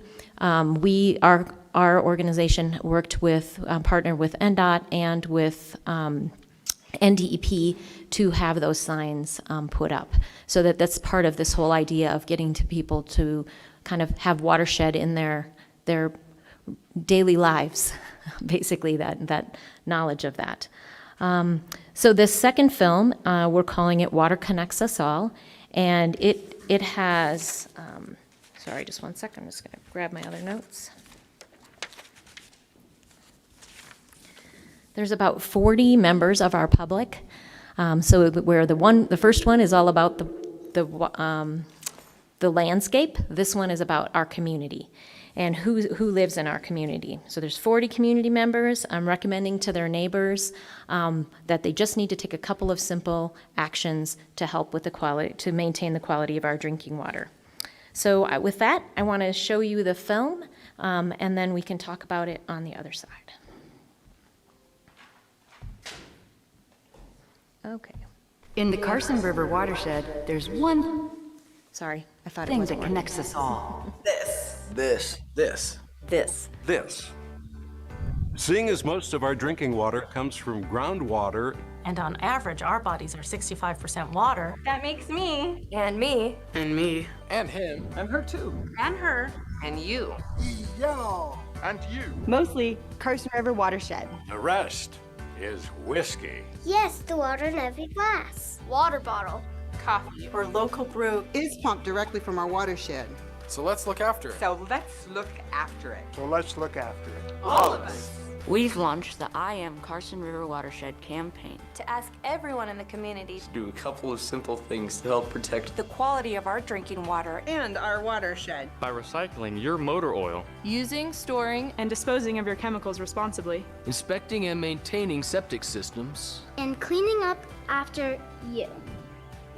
We keep fertilizers, paint products, and other pollutants out of our water supply. Your actions matter. I am Carson River Watershed, and you are too. So let's make our water Something we can all raise a glass to.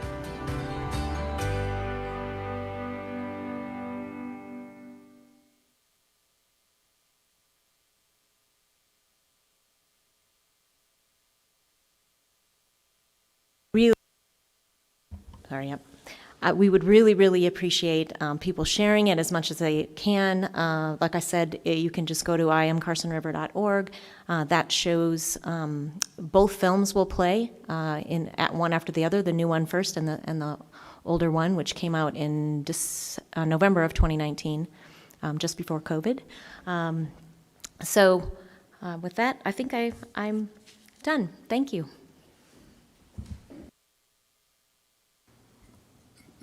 Thank you, Brenda. Are there any questions or comments from the board?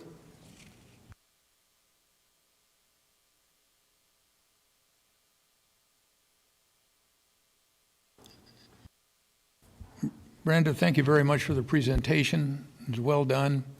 And Mr. James, thank you so much for coming here and sharing this information from us.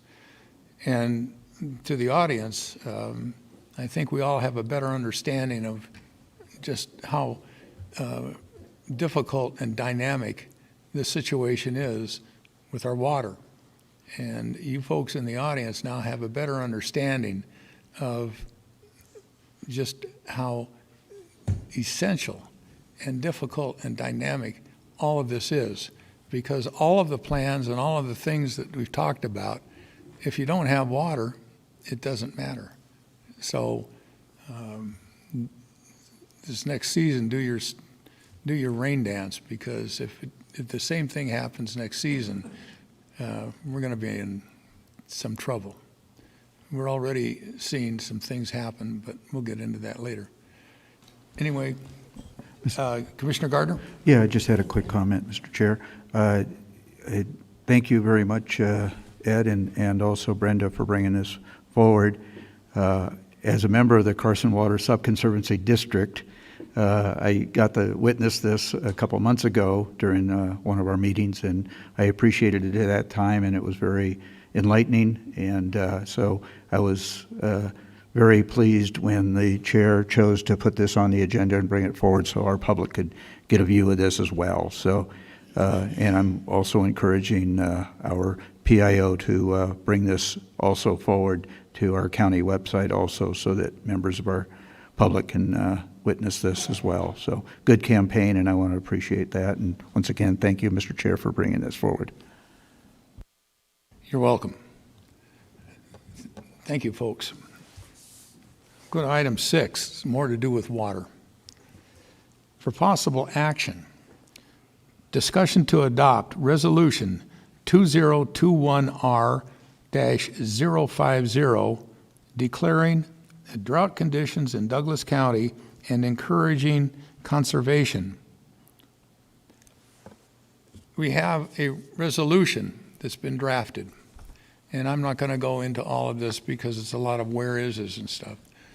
5 years ago, I went to a water summit up at Carson, state engineer, geologist, hydrologist, meteorologist, and one of the things that they were talking about in regard to our climate is coming true.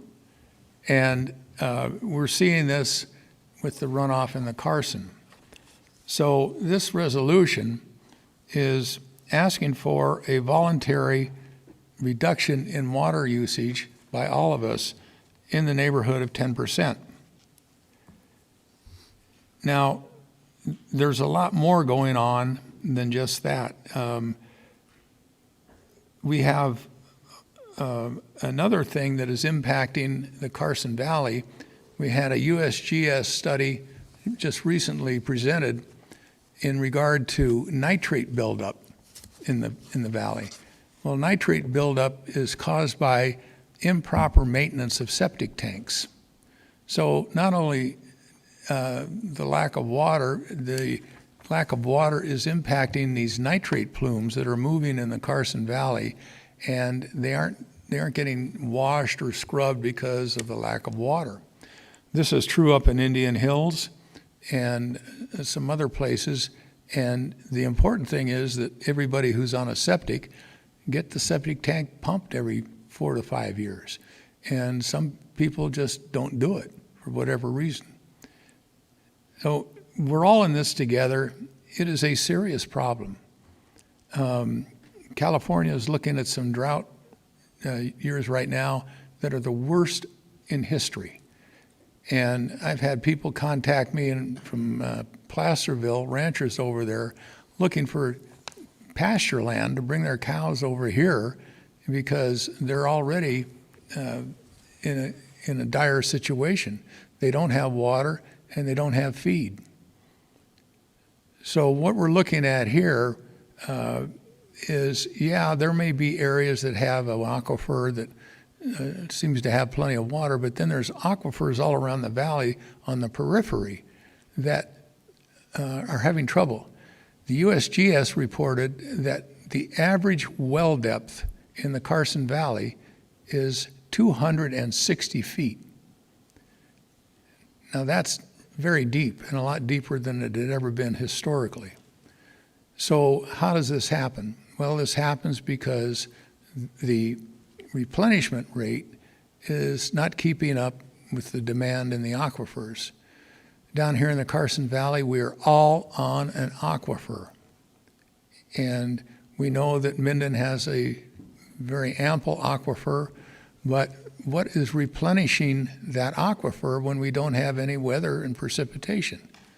Well, the only thing that could be replenishing it is the aquifers in the permeable rock and the moisture in the permeable rock underneath us that is being tugged on by gravity and replenishing or going down into the Minden aquifer. This has been confirmed by geologists and members of the USGS. It's not me making it up. we're having a study done by the USGS, it'll probably be a year or two before it's done, specifically in regard to the Carson Valley and the water situation here. But all we have to do is look around, and we just know that we're not getting the precipitation that we need, and we need to have the weather change, but the weather patterns nationwide in the Southwest do not seem to be very favorable. So this is a very important consideration, and we need to be very cognizant of the fact of what's going on. And today you folks have a better handle of just what we're up against. Because I hear plans and I want to do this and I'm going to do that. And I always ask, well, what about water? And yeah, we could build a dam. Yeah, we could fill up something. We could do that. But we've got to have the water to do it. And if we have another season next year like we're having right now, it's going to be interesting because we already know that there are certain places where the aquifers are over-appropriated. The Gardnerville Ranchos, their GID services 4,200 homes, roughly. And of the 9 wells, they only have 3.5 that are operational. The other ones have, they just haven't had adequate replenishment. And out in the Pine Nuts, we talked to people about this. And we've talked to people out there, they were pulling water years ago at about 10 feet. Well, they're down 100, 200 feet now. The other problem with going down deeper is there seems to be a higher concentration of arsenic in the water. So there's all these dynamics going on that make it a very difficult consideration, because if you fix one thing, it causes another thing. And this is what Mr. James was talking about in some of these areas here in the valley. So there's 2 things that we have to remember. We need more precipitation. Our aquifers are being over-appropriated, and nitrate buildup. This is about, I think this is the first study that the USGS has ever done on nitrates in any area. I asked Dr. Ramon Navarra, who was presenting it, well, what about the other areas like Lyon County and Elko and places like that? He said, well, we don't know yet because we haven't done studies out there. And these studies are relatively new. And these are the things that we're facing. So all of this is something that you can pass on to your neighbors and discuss it because it's vital. Anyway, this is an item that the board is going to need to vote on, this resolution. So we'll open it up for any discussion among the board members.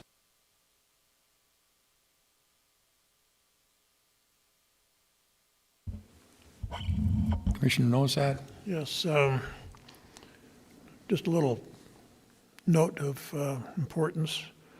I'm a graduate of the Navy Survival School, and there I learned you can go for 2 weeks without food. You can go 3 days without water. So it's part of who we are. So we've got to do something to prevent overdrawing our aquifer, and there's little that we can do to promote the weather, except hope for the best.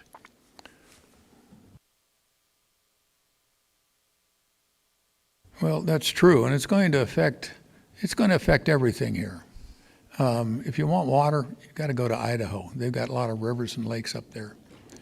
And we don't have that here.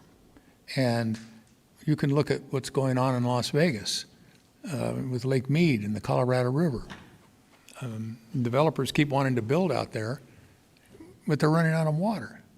I don't know what part of insanity I don't understand, but they keep doing it. So, the more you research it, the more you look at it, the more you dig into it, and I'll tell you, I've been doing a lot of it, and I've learned more than I ever thought I would about all of this water and aquifers and how an aquifer works and how a well works and all of the dynamics involved. And we want to preserve our area as best we can.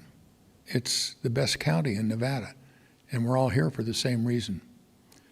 So this is for possible action. Would somebody care to bring a motion forward? So, Yes, Mr. Chair, Mr. Chairman. I move that we adopt Resolution 2021R-050, declaring drought conditions exist in Douglas County and encouraging conservation actions. I'll second it. We have a motion by Commissioner Nosad, a second by Commissioner Tarkanian. All those in favor signify by saying aye. Aye. Any opposed? The motion is carried 5-0. Thank you. so, Mr. Chair, Commissioner Gardner? just prior to taking the vote, I did want to make a comment, so I'll get that into the record now if you don't mind. But we talk about the nitrate issue, and you talked about the deeper that we're going into the aquifer and the private wells. And of course, that brings up the concerns of water quality, in my mind, to a much greater extent, because it's my understanding that while you're able to, you start picking up nitrates at the higher levels of the aquifer, when you go deeper into the aquifer, you start picking up greater heavy metals, and the arsenic level continues to go up. So certainly this can't, the safety of our water and the quality of our water cannot be overlooked in this process as well. So that's critical to us as well. So I just wanted to make that point. Thank you. Thank you. I just thought of one other thing that they presented with the USGS study. And this was very, shocking or like disappointing. They're getting high concentrations of caffeine in the nitrate plumes and in the Carson River. And I would have thought that caffeine would metabolize in nature, but apparently it doesn't. And even the USGS was stunned by this finding. I don't know what it means, but it's an interesting phenomenon that concentrations of caffeine are showing up in these different areas. Thank you. Mr. Chairman? Yes. If I could just add a comment for your information for the public. The Douglas County Water Utility does have a water conservation plan, and this month they send out with their annual bills or their monthly bills a call for voluntary conservation and to limit watering of landscapes and to use even and odd addresses to limit watering days. So Douglas County Water Utility is on board with this. Thank you, sir. Yeah, there's a lot of ways we can do this. I mean, even when you take a shower in the morning, if you take a 5, 6, 8 minute shower, just cut back 1 minute. That'll save a lot of water. And in aggregate, it'll help. But the bottom line, we've got to get some big storms in here. So, all right, we have to move on. Mr. Chairman, just an anecdote. Yes. Being a veteran of the Navy on board ships, always practicing conservation, because our ability to desalinate water, make it usable for drinking, is limited. But the Navy has an idea for that. Go in, turn the shower on, get under there, turn the shower off, soap down, get done with that, turn the shower on, rinse off, and get out of the shower. That's an extreme measure, but do you want to try living 3 days without water? Gee, you had showers on board ship? We didn't even take showers in Vietnam. It just rained. For possible action, discussion to appoint a Douglas County representative to the Nevada Local Justice Reinvestment Coordinating Council. Mr. Cates, do you want to comment on this? Thank you, Mr. Chairman. For the record, Patrick Cates. So this is a new advisory council or coordinating council It's under the auspices of the Nevada Department of Sentencing Policy, which is a brand-new state department that was created last legislative session. It requires each county commission to appoint a member to represent them.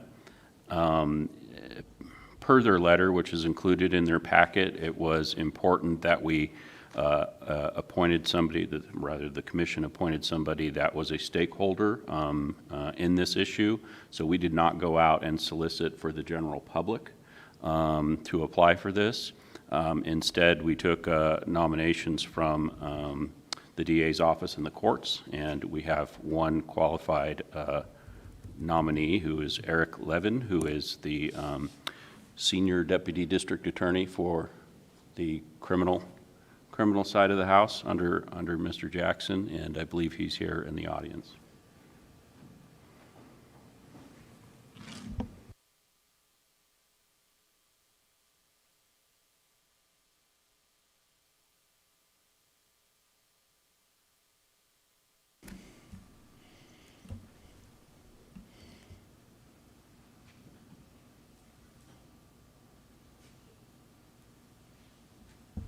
However you'd like to proceed, sir.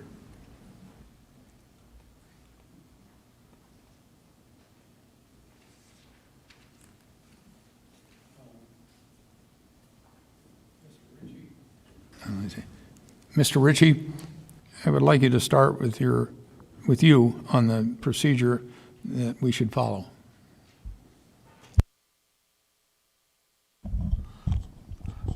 Thank you, Chairman. Doug Ritchie with the District Attorney's Office. That's actually for the next item, but for this item, there's one candidate. The board, you could open up for any questions the board may have, or open it up for a motion.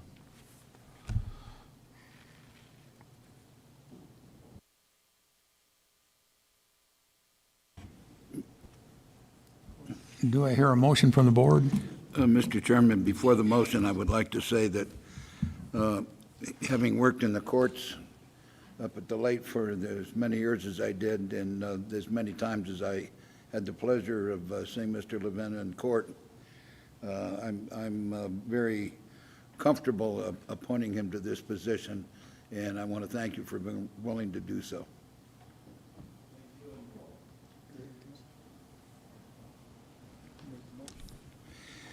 Mr. Chairman, I move that we appoint Eric Levin, Deputy District Attorney, to be our representative to the Nevada Local Justice Reinvestment Coordinating Council for a 2-year term effective August 1, 2021 through July 31, 2023, in accordance with NRS 17176.014.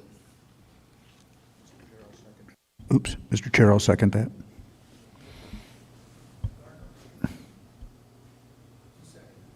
I did.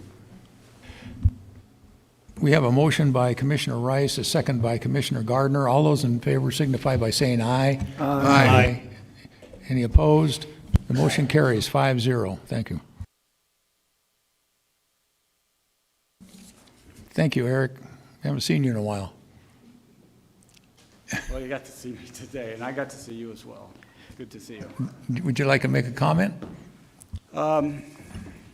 Well, I could say thank you. It's a new commission. I can't give you a lot of information about its history, but I look forward to working with the council, making the recommendations, and should the state decide, as they're able to do, to allocate funds for county or regional projects. There's certainly some needs in this region with respect to various forms of treatment, particularly mental health treatment, transitional living skills for people that have had problems in the past and are trying to overcome them.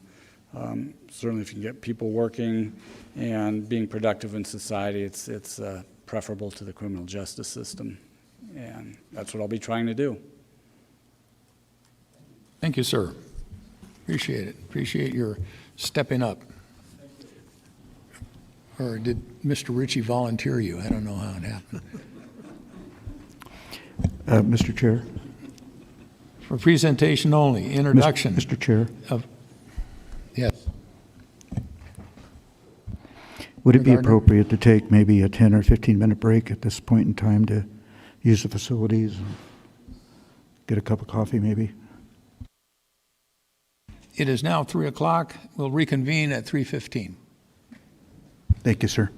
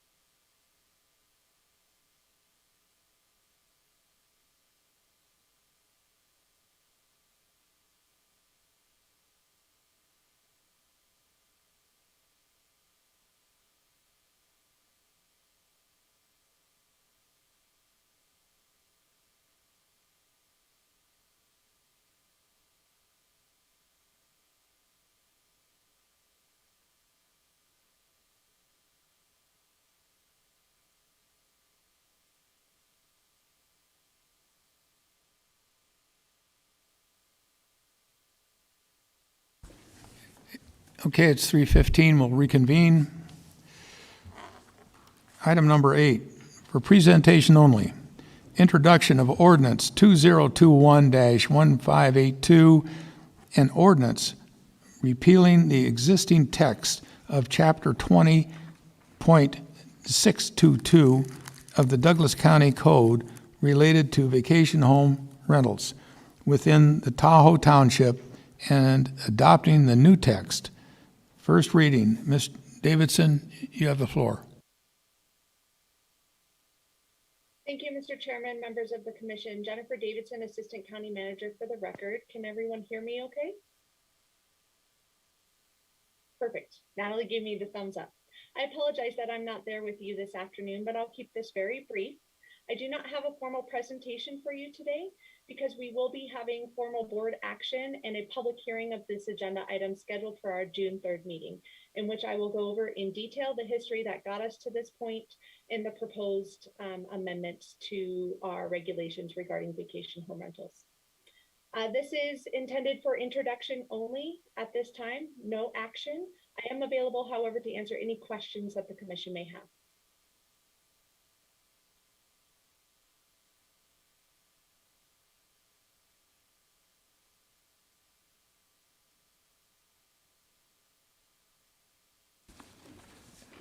Ms. Davidson, are you prepared for any questions? Yes, sir. Anybody from the board have any questions? This is for presentation only. Mr. Chairman, I think we're all questioned out after 5 of these sessions.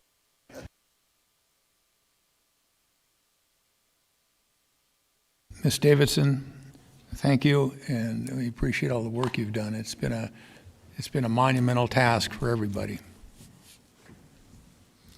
So nothing further. We'll move on to item 9. You're excused, Ms. Davidson. Thank you, Mr. Chairman. I'll see you all on June 3rd. Okay, thank you. Item number 9. For possible action, discussion on the reconsideration of the land division application DP 20-0322, a tentative subdivision map to create 35 industrial parcels ranging in size from 1.07 acres to 6.2 acres. The project site is located on 78.7 acres at the northwest corner of Hayborn Road and Airport Road in the LI Light Industrial Area and A19 Agricultural Area, running minimum zoning and discussing and the Airport Community Plan area.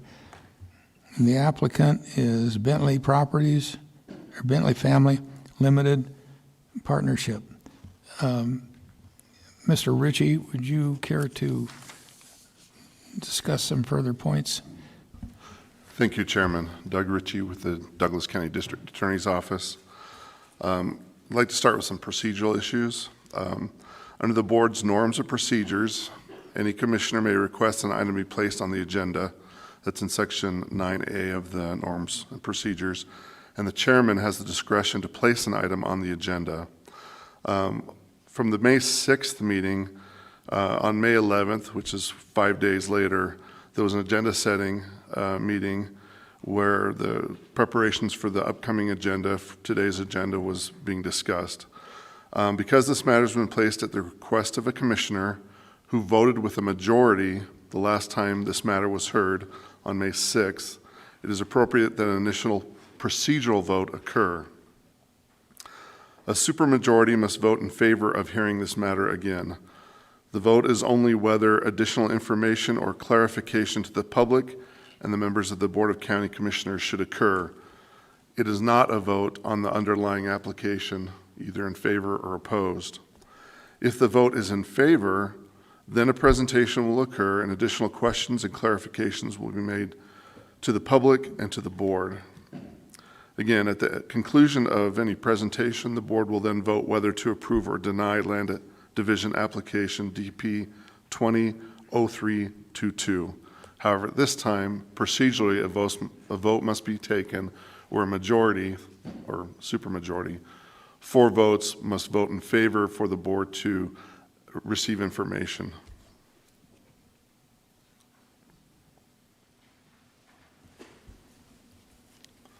At this time, I will let Vice Chair Noasad explain briefly why he requested that additional information or clarification be presented to the board on this item. Commissioner Noasad, you have the floor. Thank you, Mr. Chairman. My concern was with the 8-foot strip. I had asked if we had entered into negotiations with the owner of that 8-foot strip, and the resulting answer was indefinite. I had no way to know one way or the other if there was a negotiation going on, if they couldn't come to terms, or what the answer was. So that's the basis for what I used to say no. And my assumption was that 8-foot strip ran over onto the adjoining parcel that is now proposed occupied by Earnhardt Drive. I come to find out that the 8-foot strip does not go over into that next parcel. That being said, that was why I thought we would revisit this. But I would still like to hear an answer on your negotiation with the owner of that 8-foot strip. And in the handout that I just received, it seemed there was a sentimental facet to this, which seems interesting at best. How anybody could become associated and enamored of a 8-foot strip of land, I have no idea. But I would like to know if you actually did enter into negotiations with the owner, Mill, I believe it is, and that you could not come to any agreement. I would like to also know what the offers and exchanges were.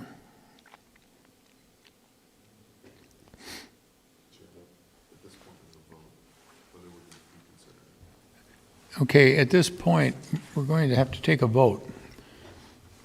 And we need a two-thirds majority? Or 4 of the commissioners in regard to continue with this matter. So do I hear a motion?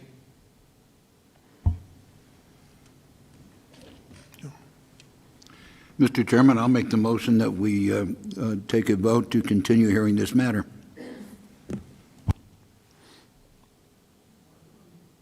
I'll second. We have a motion by Commissioner Rice, a second by Commissioner Tarkanian. All those in favor signify by saying aye. Mr. Aye. Chair, before we go there, can I ask a question? I have a point of information that I need. The vote here, Doug, is strictly to hear more information, not to approve or deny this project. Is that correct? Chairman, if I may. Doug Ritchie with the District Attorney's Office. Commissioner Gardner, that is correct. This is a procedural vote whether the rehearing of this will even occur. There'll be further information provided. If there's an affirmative vote of at least 4 members, then there will be a presentation and then there will be a vote on the actual application itself. Thank you. Okay, we had a motion by Commissioner Rice, a second by Commissioner Tarkanian. All those in favor signify by saying aye. Aye. Aye. All those opposed? No. The motion carries 4-0. 4-1. Or 4-1, excuse me. Now, I'm sorry, point of clarification. Mr. Noasad, you brought this and then you voted no to, As is my right. okay, then, since I voted, I'd like to change my vote though and just go to no then. And we'll just dispense with this item, right?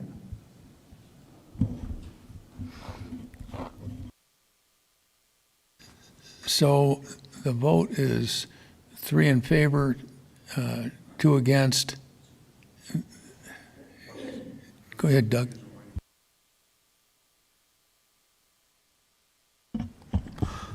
Thank you, Chairman. Doug Ritchie with the District Attorney's Office. Apparently, because there's some question about votes and maybe a change in mind on votes, I would recommend that the chair call for the vote again, or there could be further discussion, but have another call for the vote just to everybody have a chance to be clear what their vote is. Mr. Chairman. Commissioner Nosad. Mr. Ritchie.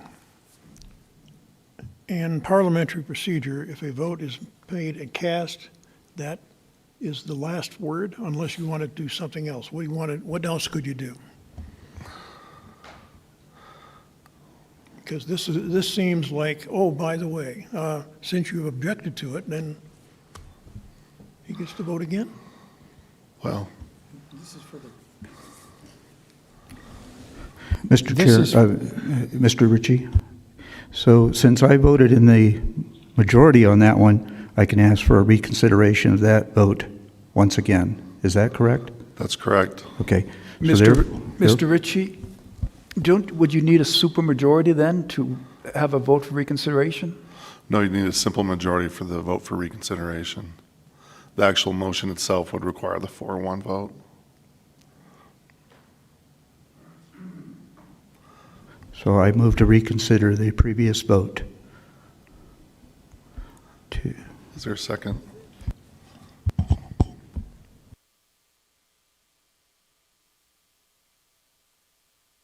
Commissioner Gardner has put forth a motion. Is there a second?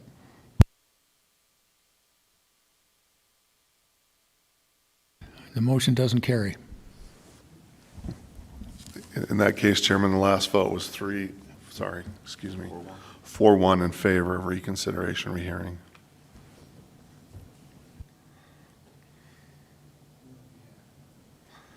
Presentation now. So now we'll have the presentation on the Bentley project. And Mr. Mastino, you have the floor.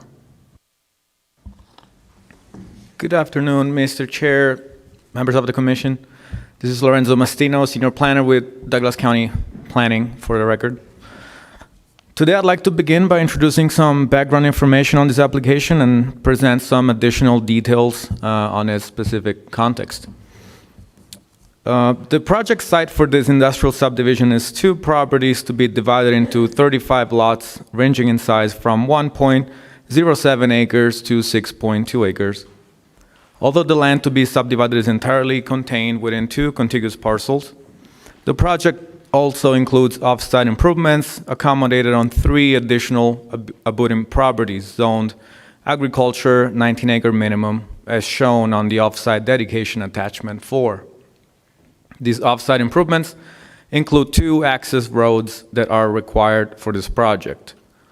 At this point, I would like to note also that you've been provided with an enlarged map so you can better see the configuration of the properties, the APNs and the access points. One is also available to the public in the back, and we can make copies if needed. If this item is approved today, after reconsideration, within 4 years, the applicant shall file a final subdivision map for community development to review and approve. After recordation of the map, 1 or more parties will need to receive approval of major design reviews for each proposed structure in order to be developed on the individual lots. To recap the recommendations and decisions, on April 5th, 2021, the Water Conveyance Advisory Committee recommended approval of this project. On April 13, 21, the Planning Commission recommended approval of the project by a vote of 5-1 with 1 member absent. Member Casey cast a nay vote for inability to meet finding number 3. On May 6th, 2021, this board, the Board of County Commissioners, denied the project by a vote of 3-2, based in part on the inability to meet finding number 3 and out of public safety and health concerns. Finding number 3 is that the tentative subdivision map conforms to public facilities and improvement standards contained in the development code.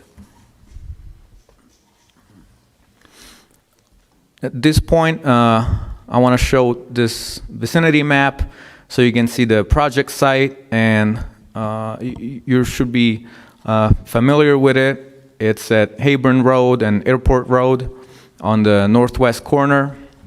You can see highlighted in red are the 2 properties that are proposed to have 35 individual lots instead of 2. And then the access points we'll see now with the next exhibit, the next slide, where they would be located. Actually, that's one slide after. But this is a zoomed in version where you can actually see that strip of land which is not owned by the applicant, and as such, it was not included in the proposal as access point.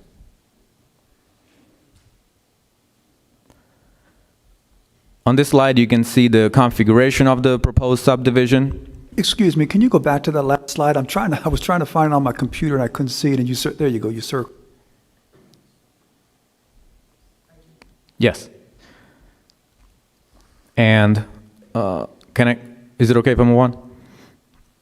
This is the configuration, and now I have highlighted some of the things that I want to point out at this point. That is the required access point on Ernard Road.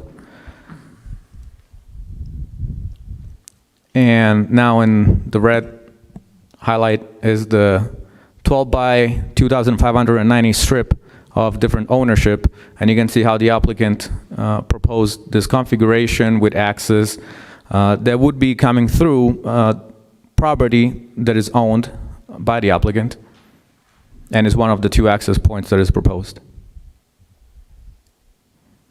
That is the name of the owner of the strip.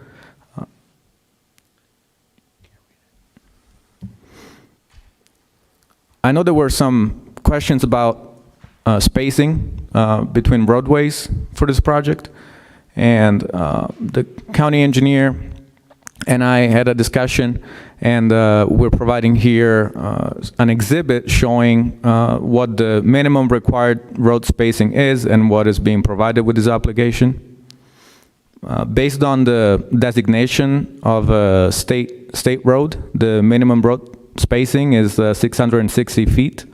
And that is what you can find at the Meridian Business Park just across the street on Airport Road.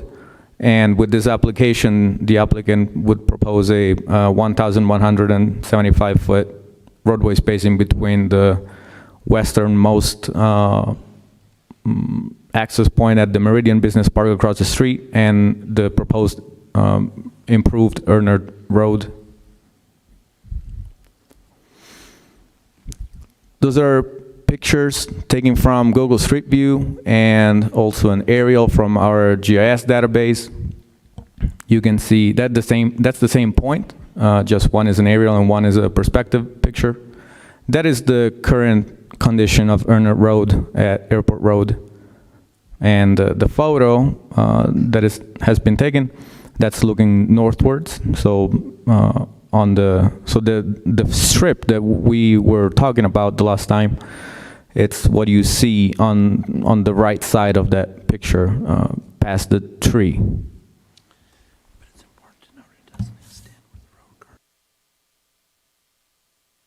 But it's important to note that it does not extend where the road currently is.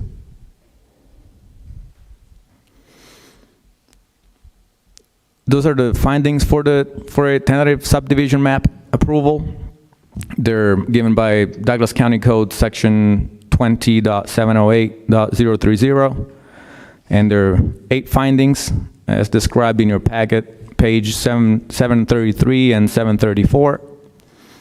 Some of the things of note are the use on density, the conformance to improvement standards, and an acceptable phasing plan that was proposed by the applicant. Staff believe that the findings have been met and the project has been conditioned appropriately to work towards the final map submittal. And you can see all these conditions for all phases on packet pages 734 and 7 through 740. The Planning Commission recommended approval of this project and staff concurs. This is the motion. And now I would open it up for questions if you have any, and I believe the applicant is present. Thank you. Mr. Chairman? Commissioner Nosad? Yes. Could you put the picture back up, please, of the end of the road as it adjoins Airport? Yes, sir.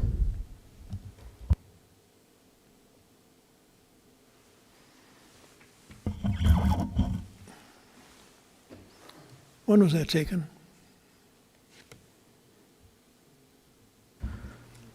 Through you, Mr. Vice Chair, I don't know, probably 2019, that is what is currently on Google Street View. I drove that road after we had the last meeting, and there's a ditch that runs the entire length of Airport Road to Hayborn. Why is that not shown here? Mr. Vice Chair, I believe it's on the other side of the fence. You might be able to see some of it. It's kind of hard. Maybe from the aerial is a little more clear. That is on the, it looks like it actually belongs on the property owned by the applicants, but I would defer to the applicant for that clarification. So then I'm driving down that road on the left-hand side. I'm heading toward the airport. On the left-hand side, there's a ditch that's very near the road.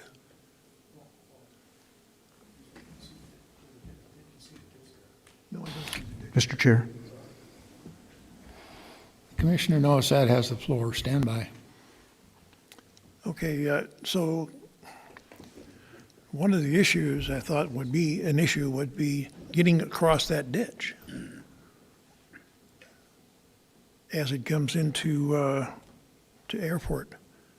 Am I missing something?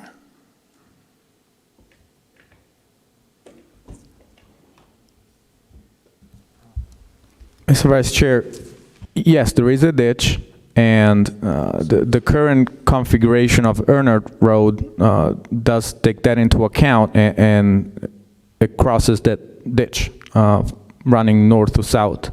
Now, the applicant is proposing to improve that access and in a manner that is appropriate for the industrial subdivision and not the current condition of the site. I was not referring to a north-south orientation. I was talking about east-west along Airport Road. Now, I should have brought my camera with me, I guess, or at least a movie camera so you could see what I was looking at, and it didn't look anything like that. So now it comes to question number 2. If you'll refer to your large-scale map, if you have it. The heavy outline on our map that's in bold, what does that denote? Mr. Vice Chair, that is the off-site dedication that the applicant is proposing, and that means that it's dedication that are not on the site of the 35-lot subdivision, but accommodated on the neighboring parcels that are still owned by the same applicant and are being considered as part of this application. They were notified as part of this application. Documentation was provided about them as part of this application. The one thing that I do want to know, and we talked about this at the last meeting, is that the offsite dedication that is currently labeled as number 2, there's a condition on this project that actually needs to be included within the 2 industrial parcels. And the applicant is going to be providing that revised exhibit at the time of the final map submittal. However, back to your question, the denotation with the hash and the darker color, that is the offsite dedications that were provided by the applicant in this exhibit. Okay, so that's the extent of the parcel. That's where the parcel ends? Mr. Vice Chair, that is, I guess I need to give me a definition of what you mean by definition.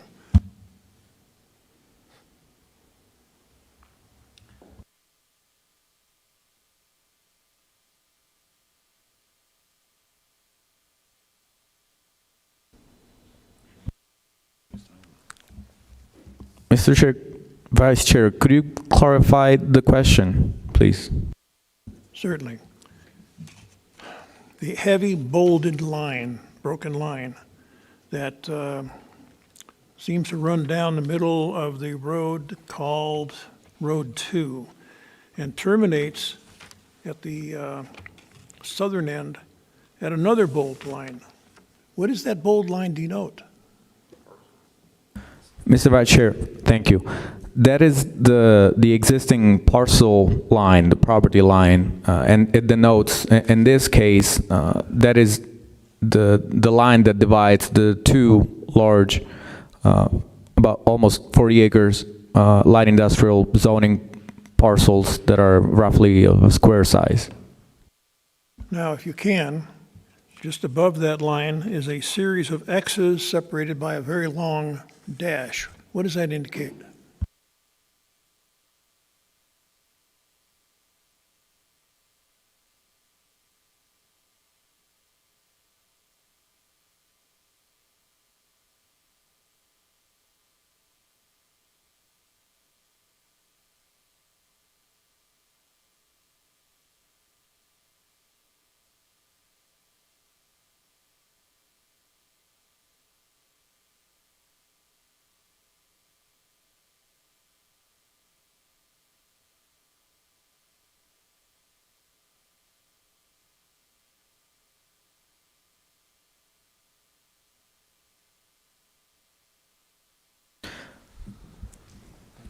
Mr. Vice Chair, I believe that this small confusion is given by the fact that you've been provided the actual subdivision map, where on this exhibit that I'm presenting here on this PowerPoint, that is the off-site dedication map. So we might be looking at two different things. That's why my inability to grasp some of the questions. But thank you, Mr. Cates. I'm going to be looking at the same thing that you have been.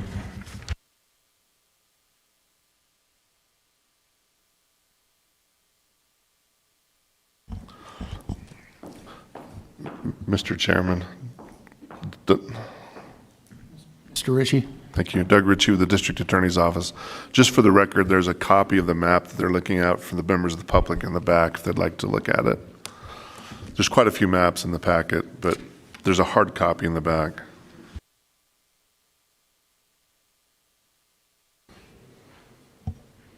Mr. Chair, I believe that there is a fence, existing fence that is labeled.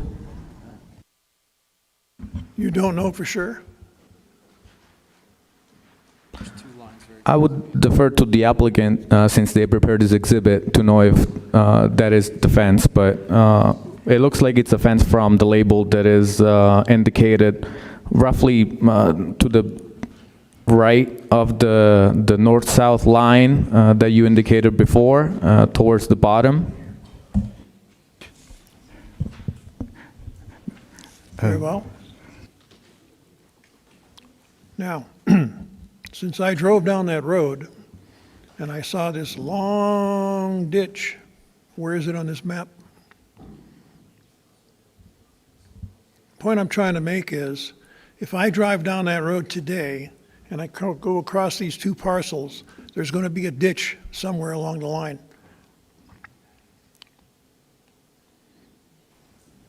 Either that or they covered it up overnight. Yes, that is correct, Mr. Vice Chair. There is a ditch on the site. Okay. Now, can you indicate where on this map that ditch is?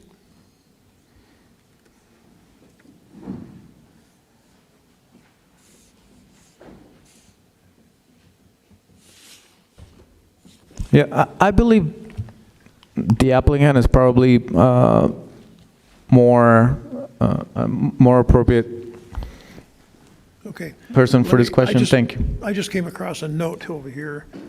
It says 44-foot ditch easement per document number, blah, blah, blah.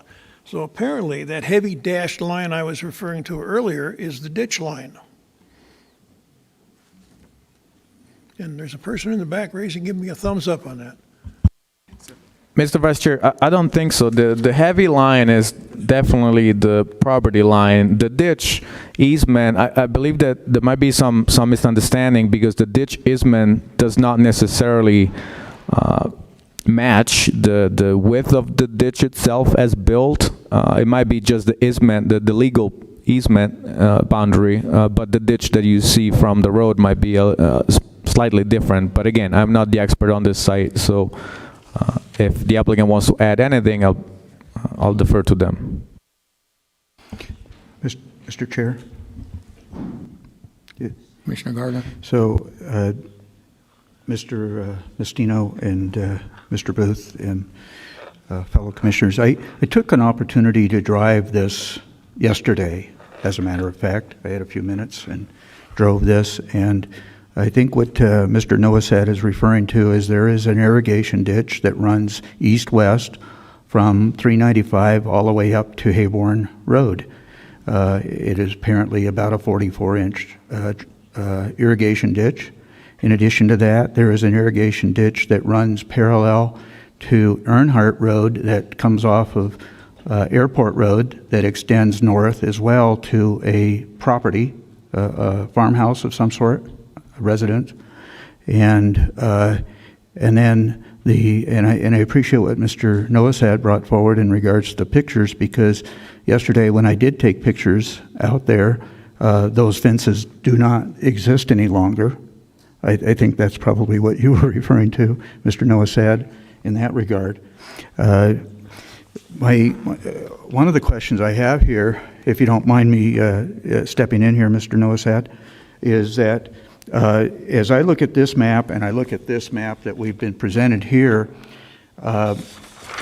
this map that we have here is obviously different from this one up on the board, but here we have the current existing road off of Airport is Earnhardt Road, going up to the farmhouse, and I'm not sure what the distance is there. I'm sure it's listed here, 1,329 feet it actually looks like. But then on this subdivision map, I don't know if this what it's properly called, but anyways, on this map, Earnhardt Road comes off, and as it shows, it comes off of Airport Road and then takes a jog to the east to come into the development, and then the road that's on the far side of this map in the development is also called Earnhardt Road. Is that right? I'm there. Okay. So, but the current road that is a dirt agricultural road coming off of 390, coming off of Airport Road, is a ag road, farm road going up to the house, and that's currently called Earhart Road as well. And this map shows that it says here that road is going to continue to exist. Is that? Am I reading this right?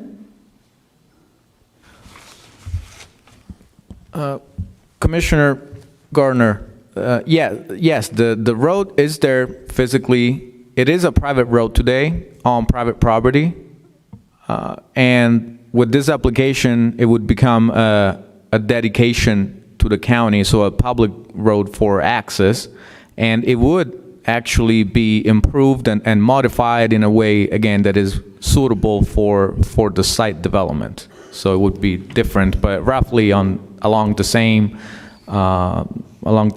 width of where there is a road existing today. So I understand that.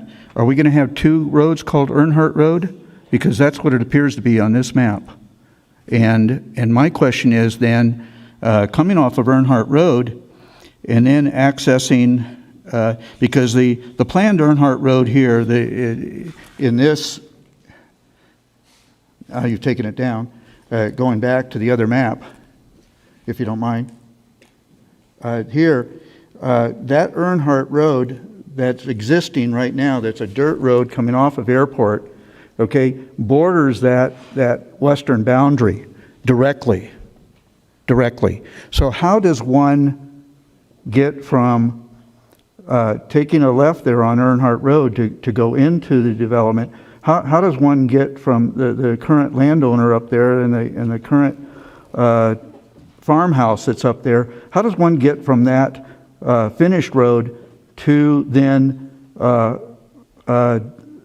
to the current agricultural dirt road going up to that property house?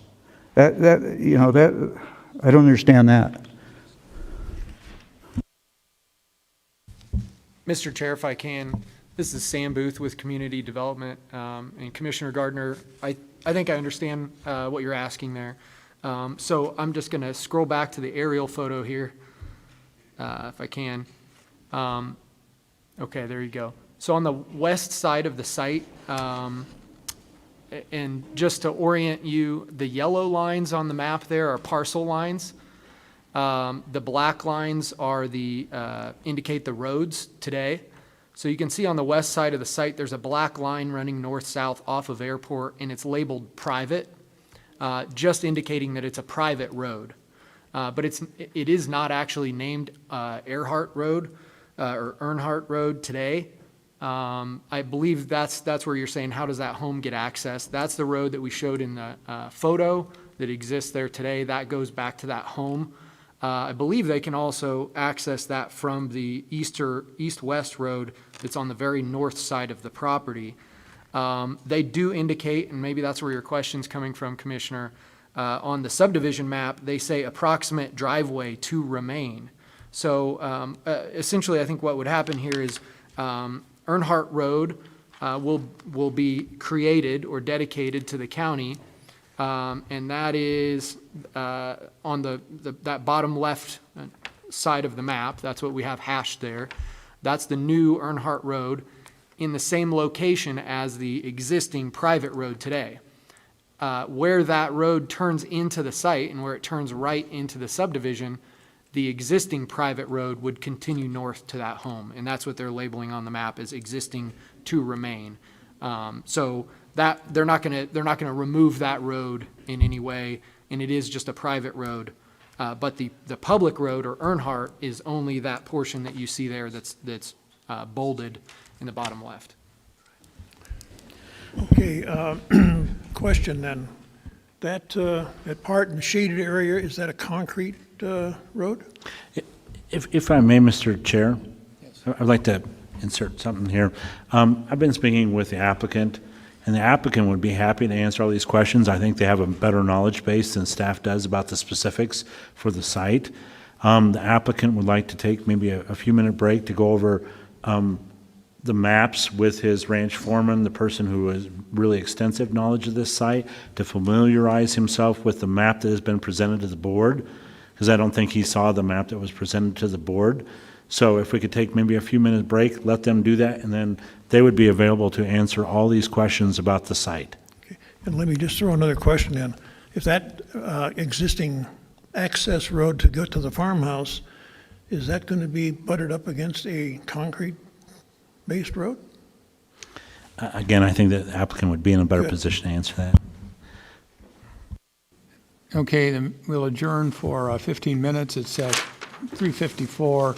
Let's get back here at 10 minutes after 4.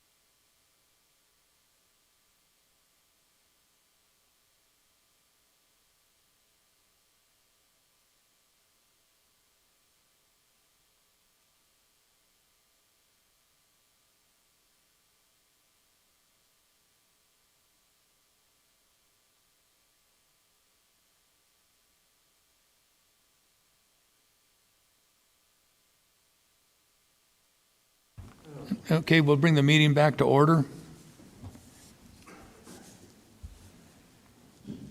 Any further discussion by the applicant or the commissioners?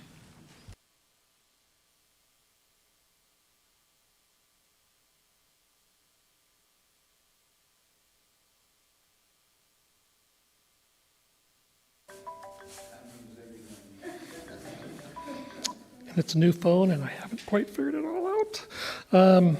Thank you. Thank you, Mr. Chairman. For the record, Keith Rubin with R.O. Anderson Engineering, representing the applicant Bentley Family Limited Partnership. With me in the audience is Andrew Wolf with Incline Law Group. He's also one of the legal team members with Bentley. I'll try to respond to your questions, Mr. Noestat. I also have with me in the audience, I should say, the ranch manager for Bentley, Matt McKinney, who also has very intimate knowledge of the site, and he could probably even answer some of your questions better than I can. But I'll be happy to try to respond. Regarding your question, I'm going to try to remember them all. There is a fence. The fence is marked with dashes and X's. I want to note that you did find, I believe, to be an error on our map. The first 40 acres is if you're going from Airport Road towards the Hayborn Road intersection. The first 40 that's zoned light industrial, that has I think it's a 2-wire barbed wire fence. The second 40 that goes all the way to the intersection, that does not, according to Matt. But our map shows that it does continue on. So that might be one source of confusion. But the map does show the center line of the 44-foot ditch easement that has been reviewed. The county has what's called the Water Conveyance Advisory Committee. They review all of these ditches when we come in with a development request before it comes to this board, and they make recommendations that are usually included, I believe they have in this case, in the staff recommended conditions. So they reviewed the map with our engineers. They look at things like ditch crossings for roadways, driveways. They want to make sure the flows are maintained, that whatever we're proposing won't impede the flows so they can't get the volume of water that they used to. Prior development, as post-development, that's always a big issue with them, and they have approved the map with the improvements that we showed on the tentative map. Regarding the Earnhardt Road alignment to the current ranch house, there are actually two accesses provided to that. One is along Milky Way Road. That's an existing ranch easement to the north side of the property.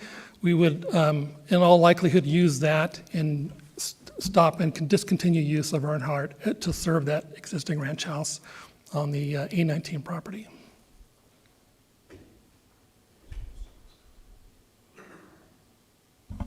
So you're saying then that access to the farmhouse could be achieved on Milky Way via Hayborn? Correct. And the road that exists now going north-south, is it going to still be there? No. Okay. That solves that. It's not, we could Transition use from it, but we don't pavement to believe it's road. necessary if that's a concern of the board. We would be willing to discontinue the use of that ranch road. Okay. Any other questions? Mr. Chairman, I had one question, and maybe the applicant could stay there in case it needs to go further. One thing I think that needs to be made clear, and I'd like to get legal counsel to state it on the record clearly. Before I voted the first time on this issue, I spoke with county staff, and they had told me there is no legal prohibition of a county road being put on A19 property. So that was my understanding. So we've heard some testimony today that there is a prohibition of putting a road on A19 property. And there was one in the document that was submitted by Ms.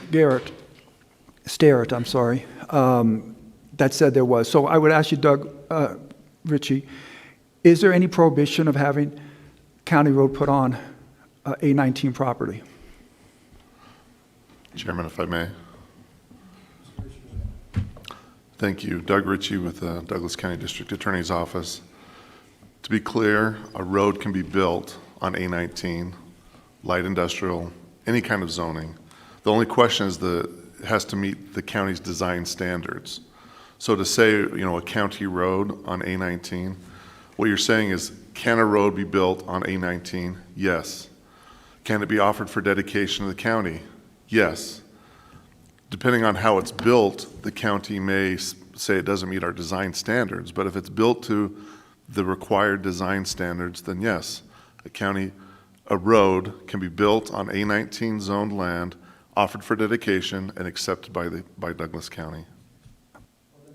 The obvious follow-up question would be to the county, does the county design standards, are they satisfied with respect to the proposed road by the applicant? Yes, Commissioner Turkanian, it does comply with the standards. That's all I had, Mr. Chairman.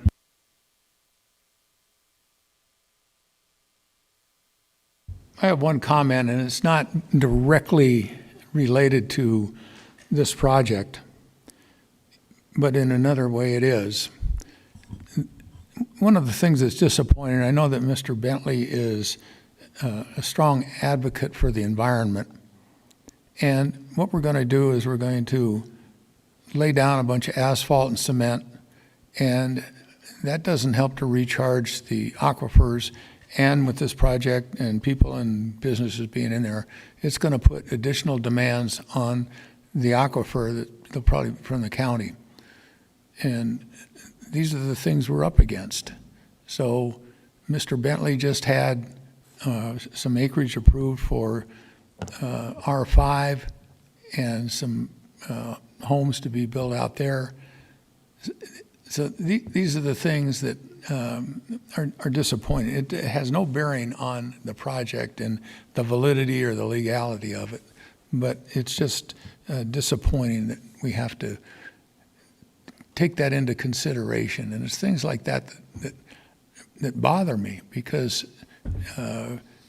this is Northern Nevada. They're doing it all over the place, and down in Las Vegas they're doing it, and they're out of water. So that's just a comment that has no bearing on this project. Thank you.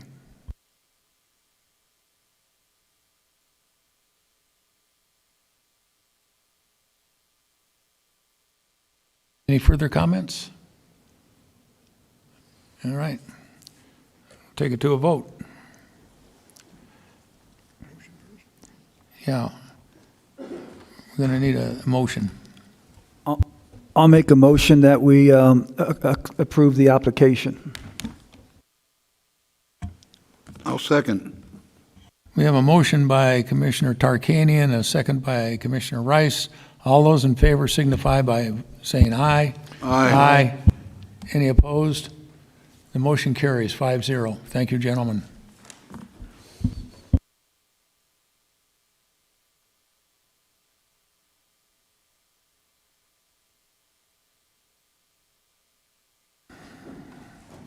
Okay, we'll move on to item number 10. For possible action, approve the quarterly financial reports for the quarter ended March 31, 2021. Ms. Willoughby, you have the floor.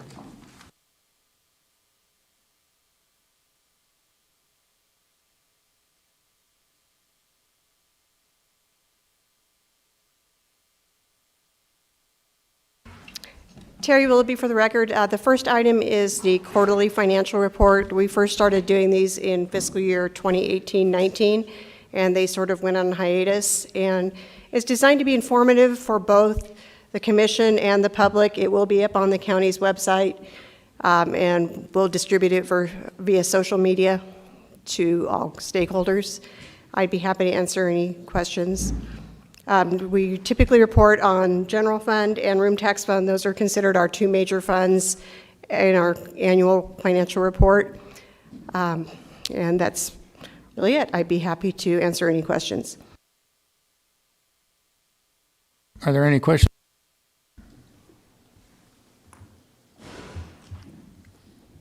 Do I hear a motion? Mr. Chairman, I move that we approve the quarterly financial report for the quarter ending March 31st, 2021. I'll second. We have a motion by Commissioner Rice, a second by Commissioner Noasad. All those in favor signify by voting aye. Aye. Aye. Motion carries 5-0. Item number 11, for possible action, discussion to review and adopt the fiscal year 2021-22 final budget for Douglas County, the town of Minden and the town of Gardnerville, the town of Genoa, and the Douglas County Redevelopment Agency. Ms. Willoughby? Thank you, Terry Willoughby, for the record. These budgets represent what was presented at the tentative budget, which you approved, and the supplemental request, which you approved at the meeting on, I believe, April 27th, and the supplemental personnel requests. The town's budgets have been presented to their boards and approved, and now the next step is to adopt the final budget. Some kind of fun facts about the budget. With the towns, our total revenue for the county is 122, almost 123 million. Current operations, 109 million. Debt service, 2.5 million. Capital outlay and capital projects, 14 million. And we have about 14 million of transfers that are going, just money moving between funds. As far as full-time equivalents, which is our personnel, at tentative that we presented 551.34, you added 4.75 positions as supplemental requests that were approved on the last meeting. And there was one position that was authorized during the reorganization of community development. There's no fiscal impact with that, but they were able to add a body for the same amount of money. And we cleaned up 0.08 of a position. So our total full-time equivalent count of county personnel is 557.01 for the final budget. I'd be happy to take any questions. Any questions from the board? Ms. Willoughby,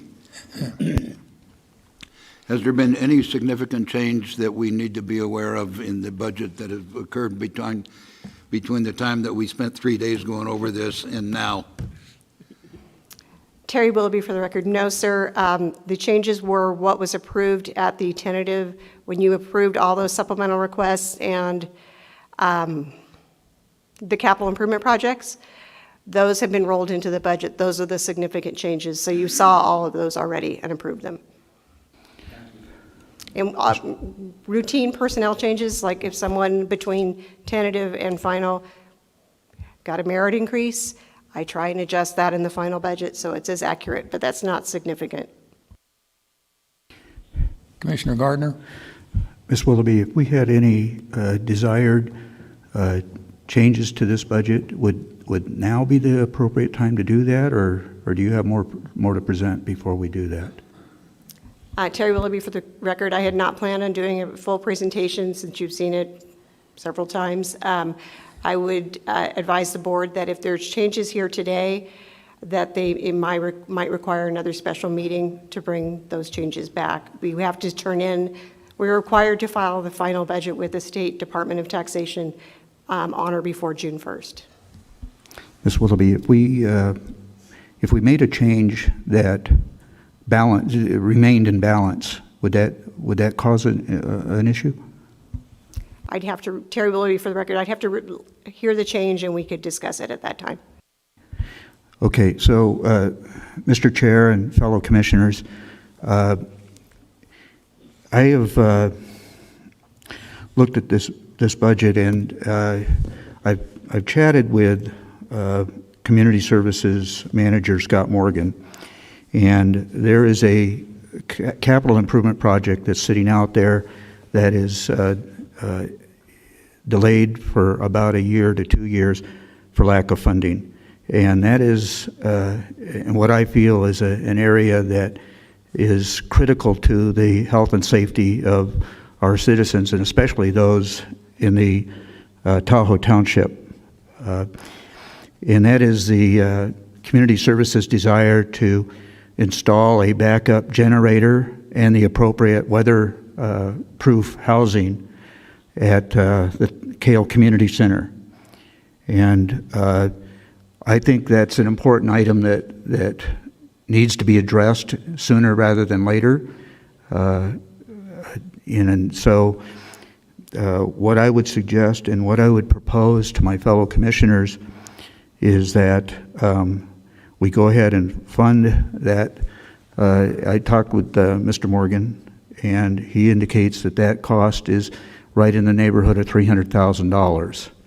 So what I would like to propose to my fellow commissioners is that we go ahead and fund that capital improvement project for the backup generator at the Kale Community Center, and with a reduction by the general fund of $250,000 with our library, and the additional $50,000 coming from the South Lake Tahoe Chamber of Commerce allocation to make that down to $25,000, which is exactly the same amount as we're giving the Carson Valley Chamber of Commerce. So I would like to balance those two numbers and take $50,000 from the South Tahoe Chamber of Commerce budget from the allocation from the general fund, and the additional $250,000 from the library, for a total of $300,000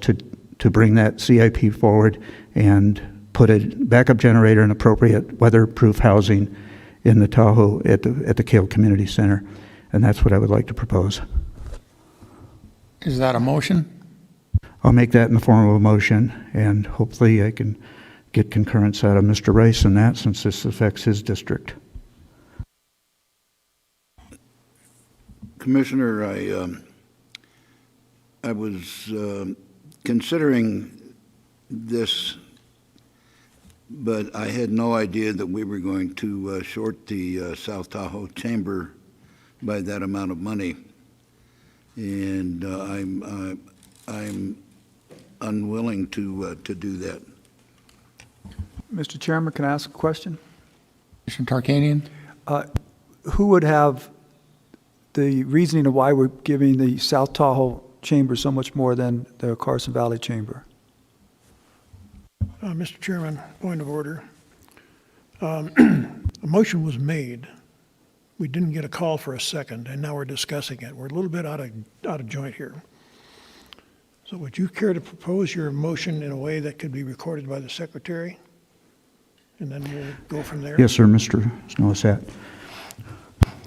I would move that this board reduce or bring forward this capital improvement project for the Kale Community Center with a backup generator and appropriate weather housing for that, with the allocation of a reduction of $250,000 from the library, and an additional $50,000 from the South Tahoe Chamber of Commerce. Thank you. Does this include the budget review? So what you're saying is that in your motion, you approve of this line item with these modifications. Is that the direction we're going? Because we have to approve item number 11 with these modifications. Chair, if I may. Ms. Willoughby? Terry Willoughby for the record. If we were going to reduce the general fund transfer to the library fund, that would leave the library fund out of balance. We would have to go back and redo their budget and bring that back at a special public hearing and in order to meet the state's deadline.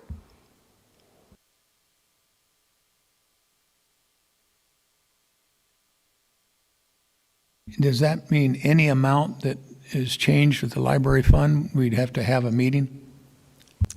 Terry Willoughby for the record. Yes, the two sources of funding for the library fund are their sales, the Palace sales tax, property, airport, library, senior services, the special sales tax. The balance of their budget is made up by the general fund. So if we reduce the general fund transfer to the library fund, that will leave that fund in a deficit, which we would have to correct in order to, it's not allowed by NRS.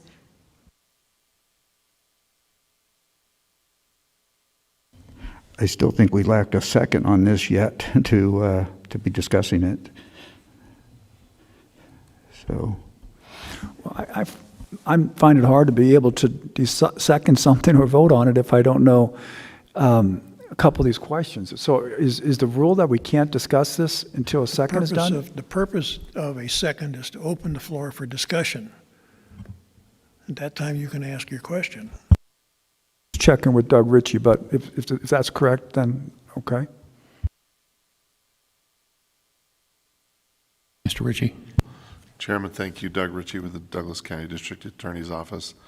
Generally, the process will be there's a presentation, questions, discussion among the board members, and then there's a motion. If the other members don't have sufficient information that they feel they can second that motion, then they don't second it, and then there's further discussion. If someone feels that they have enough information to second it, then, as Vice Chairman Noah Satt indicated, there's a first, there's a second, and there's further discussion on the motion itself. So then I can ask questions because I don't have enough information to second it. Or you just say, okay, you just wait for a second, it will die, and then you can have further discussion.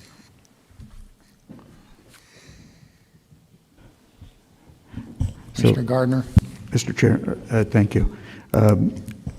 Mr. Tarkanian asked a very important question, and that was why we fund the South Tahoe Chamber of Commerce to the tune of $75,000, and yet the Carson Valley Chamber of Commerce at $25,000.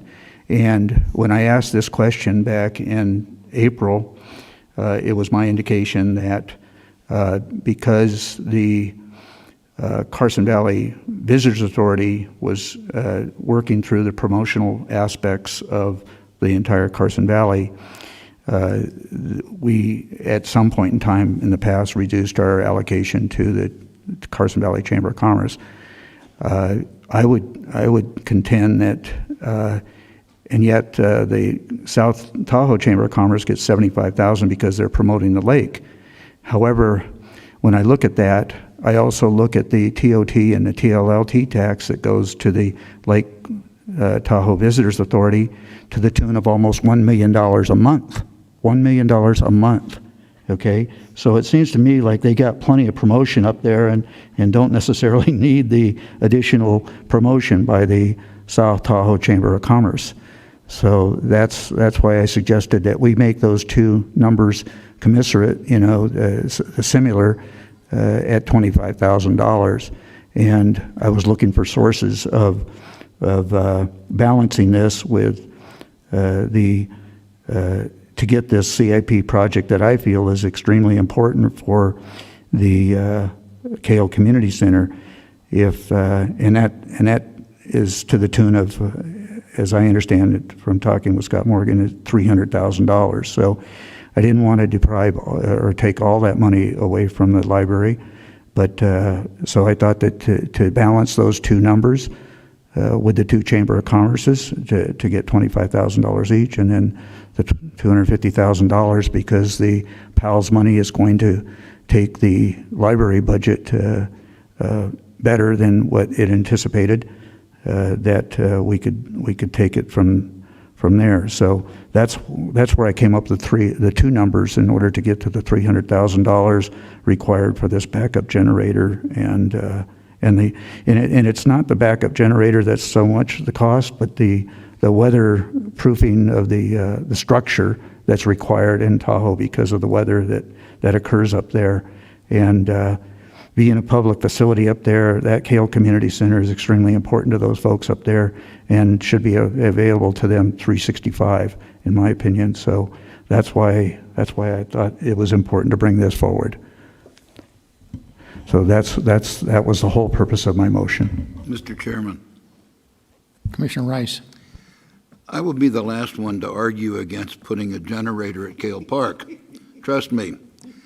However, the argument that all the TOT goes to TDVA, Tahoe Douglas Visitors Authority, that is not going to the chamber down there, and that it's a totally different entity, and that money is going to fund the building of the event center and not for promoting tourism at Lake Tahoe. That money is dedicated.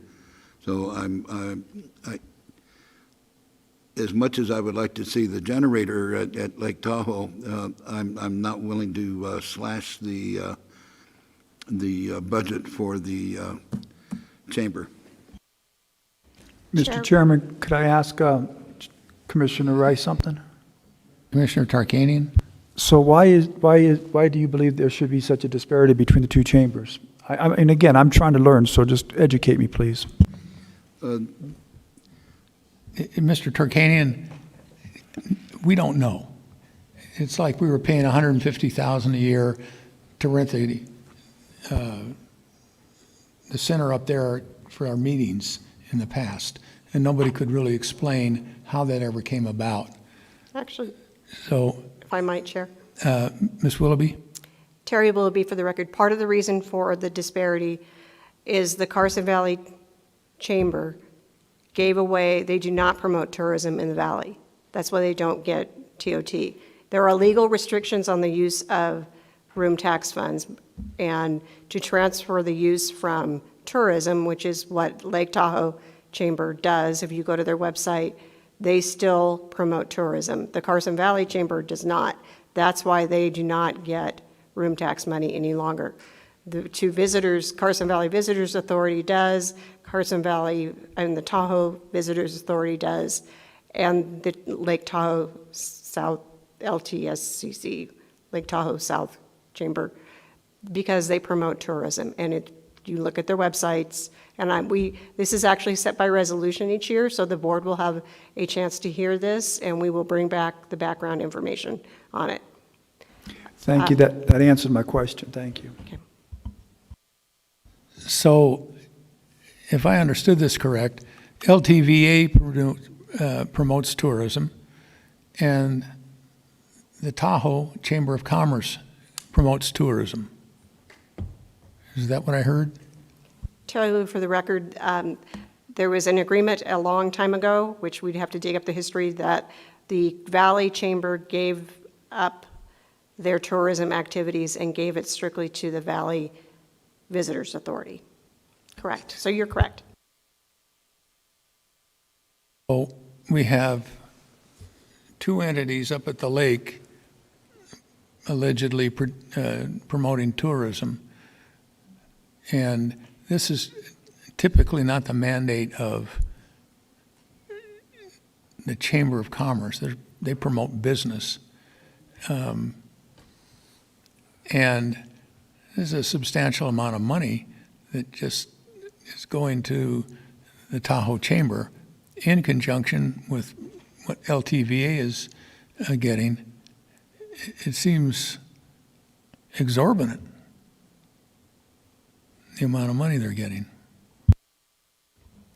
Terry Willoughby, for the record. So the amounts for the chambers are set by resolution.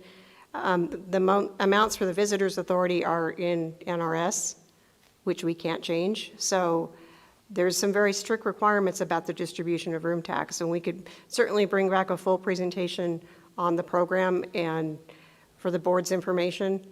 I would suggest that there may be money in the room tax fund for recreation after we close this year's budget. We would add this project to the CIP as an unfunded item and then look at it next year and be able to add it into the budget from adjusted opening fund balance. Mr. Chair? Commissioner Gardner? I would, if the allocation to the South Tahoe Chamber of Commerce is set by resolution, then in order to do that, we would have to change that resolution. I would take that out of this request and just ask. I would then request that $250,000 still come out of the library, and that we go back to community services and ask them to look for some other method of finding the other $50,000 to fund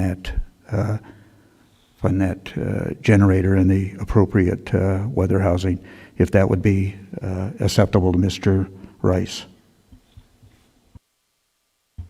That would be acceptable to me, but my problem is if we do this now, then the entire budget has to be gone over again, and then we will have to bring this back and, excuse me, risk meeting the mandated deadline.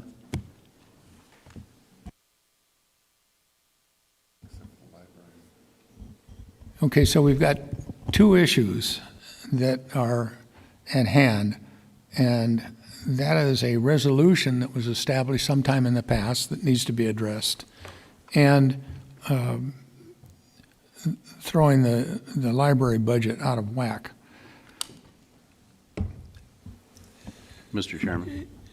Mr. Cates. If I could just add a little bit more information.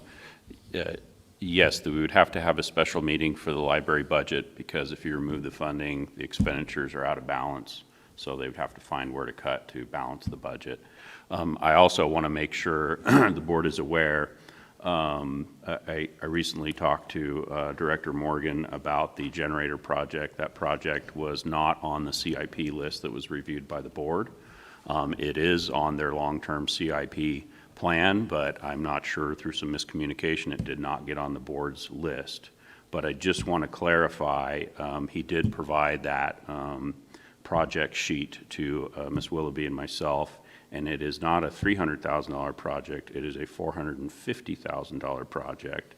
And the funding that he had for that was $50,000 in room tax and $400,000 from a grant. And I asked him what the grant was, and he said he didn't know. This was a kind of a long-term plan need. So I'm not sure. There's a discrepancy there. The sheet I saw was for a $450,000 project.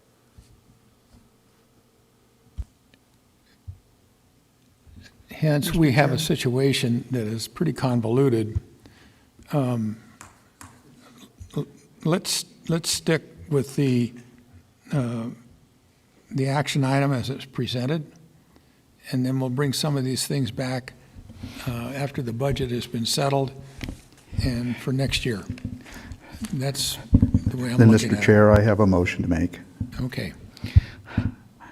I would move that we adopt the fiscal year 2021-2022 final budgets for Douglas County, the town of Minden, the town of Gardnerville, the town of Genoa, and the Douglas County Redevelopment Agency. I'll second. All third. Okay, we have a motion by Commissioner Gardner, a second by Commissioner Rice. All those in favor signify by saying aye. Aye. The motion carries 5-0. Thank you, and we will bring back some more information on the room tax program. Thank you. Okay, item number 11, for possible action, this, am I getting twisted around here? No, we've already done that. We just did that one. Number 12. I think it's a great idea. I think it's very much needed. For possible action, discussion and direction to staff regarding legislation and legislative issues proposed by the legislator or other entities permitted to submit bills, drafts, requests that are important to Douglas County. The board may take action to support or to oppose any legislation included in the Douglas County Bill Trade Report, included with the board packet. Mr. Case, you have the floor. Thank you, Mr. Chairman. For the record, Patrick Cates. So I'm just going to highlight a few bills. So we're nearing the end of the session. Tomorrow is the deadline for non-exempt bills to pass the second house. Last Friday was the deadline for non-exempt bills to pass out of the second house committee. The legislature is supposed to wrap up and adjourn on the 31st. So we are rapidly coming to the end. There are a lot of bills that have died. I did send out an updated report with supplemental material last night to try to give you as much current information as possible. But most of the bills that we're tracking now have been granted exemptions to those deadlines, so they're still in play, and we won't know the disposition of some of those bills until a session adjourns. Just a few things I want to highlight. You know, all the bills that are still on our list are still moving through. A couple of small ones. I just wanted to confirm with the board that AB 363, that dealt with short-term rentals, vacation home rentals.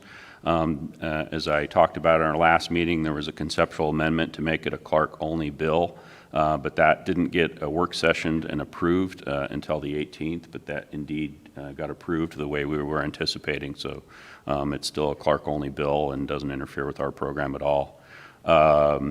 Of minor note, SB 150, it is now in the Assembly, and it was passed out of Government Affairs last Friday. It had an interesting amendment to it. The amendment was that the commissions, when enacting these new rules for tiny houses, should, quote, consider the environmental justice of the location of the zoning for tiny homes, whatever that means. They're putting a lot of that language in some of these bills. Again, I think this bill is at a place where it's pretty harmless, and I think the county can work with it, but that's where that one's at. The China Spring budget, I believe I reported this to commissioners via email after our last meeting, but it was the day after our last meeting. The full money committees considered the Division of Child and Family Services budget and the proposed 71% cut from the governor. All indications were that they were going to proceed with the 71% cut. However, that did not happen. They all had a copy of the NACO proposal. This was like our second proposal that we did to them to try to lessen the impact, and they accepted it. So they closed the budget with a 23.5% reduction to China Spring budget next year and a 47% in the following year. We do still have a request in with Health and Human Services to restore some of that funding, some lost revenue. It's possible that could happen. We're working with China Spring on how to reconfigure their budget to absorb this impact. It's about $400,000 a year. It basically means that there'll be less beds available than they could if they were fully budgeted, but at least it's not as drastic a cut. NACO will be leading a working group with the 16 counties. I think the NACO Executive Board has this on their agenda for the Executive Director to get their approval to do that on Friday, tomorrow. And we intend to convene a meeting early in June with the 16 counties, with stakeholders, with the juvenile probation officers, the judges, and the various county leadership. That's county managers and commissioners, depending on the county. And one of the things that I will be proposing to that working group right out of the gate is that all the 16 counties consider using their ARPA funds, their American Rescue Plan Act funds, to help cover this shortfall for the next fiscal year. We do have some guidance. We will be bringing back to you at a future meeting more details on those guidance. We just received that earlier this week. And it does seem pretty clear that we would be able to use that money to help China Spring. I'm hopeful that we can get a consensus quickly among counties to do that. There are some things that counties want to look at regarding camps governance, communication, and programming. I think those are issues that we can resolve, and I think we're making a lot of progress. So I'm still working on that, and I hope we have some funding solutions for them soon before they get too far into the next fiscal year. One last bill that I wanted to talk about. Now, this has been on our long list that we've been tracking, but I've not highlighted this bill previously to the board, and this is AB 424. And this deals with pretrial release. It basically would require somebody to have a hearing within 24 hours. So it has an impact on the weekend operations of the court and the district attorney's office. When this bill originally came out, there were a few fiscal notes on it, but not a lot. NACO was working with the bill sponsor to get it changed. This bill actually came out of an interim committee, a study that they did, and in the study they didn't specify 24 hours. They used the term reasonable time frame or reasonable period of time, and so the bill sponsor made it 24 hours. And there was some more amendments to it that came out after our last meeting that really raised concerns. The sponsor wasn't listening to the advice that was being given by NACO and other stakeholders. So there was a call out to do fiscal notes. We reached back out to the courts and the district attorney's office, and we submitted an unsolicited fiscal note for $895,000. That's having to hire more district attorneys, more judges, more staff to be able to have operations on the weekend. It's pretty significant. There have been a lot of fiscal notes filed as a result of that amendment. I'm not sure where it stands. It was passed out of the committee that way in the second house. It has not gone to a money committee yet, and this bill now is festooned with like 24 fiscal notes. So I anticipate if it continues to survive, it's going to have to go to a money committee. We'll see how that turns out. I haven't spoke with Dagny at NACO this week, so I don't know if there's been any developments behind the scene on this bill. I'm sure she'll be highlighting it in the NACO meeting tomorrow, so hopefully I'll know more information there. But that was obviously very concerning that they couldn't work with the sponsor on language that wouldn't end up costing counties so much. It's marked as an unfunded mandate, so we'll see what they do with that. And that's all that I was going to highlight for tonight. I have a question, sir. What happened with the Spank Minden bill? It's still out there. Oh, you know, I forgot to look at the update on that. I can't remember if they've had a hearing. Let me see. Where is that on my list? I apologize. I can't remember the bill number. They had the conceptual amendment proposed. I don't know if it was approved by the committee. I'm sorry. What was it? Was that 88? Yeah, I think it was. That's B88, I think. No, that's emergency management.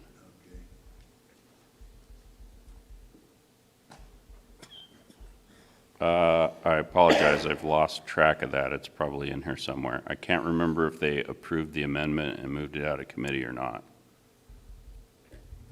I can send you an update. I appreciate it. Okay. There Chair. are a lot of folks here in town that... Yeah, I should have double checked on that one. I'm sorry. Mr. Cates, or Mr. Chair? Commissioner Gardner? Mr. Cates, what about, apparently the innovation zones is actually in, is that bill alive, or what's the status on that one? So the original innovation zone concept died as a bill.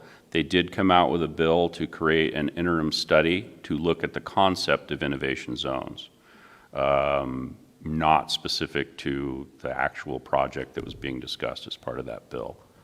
So, and they have a limit on how many interim committees they have and studies that they do. So that's often where bad ideas go to die. So they may or may not actually end up doing an interim study by the time they adjourn. I think they did that as just a way for the governor to save face.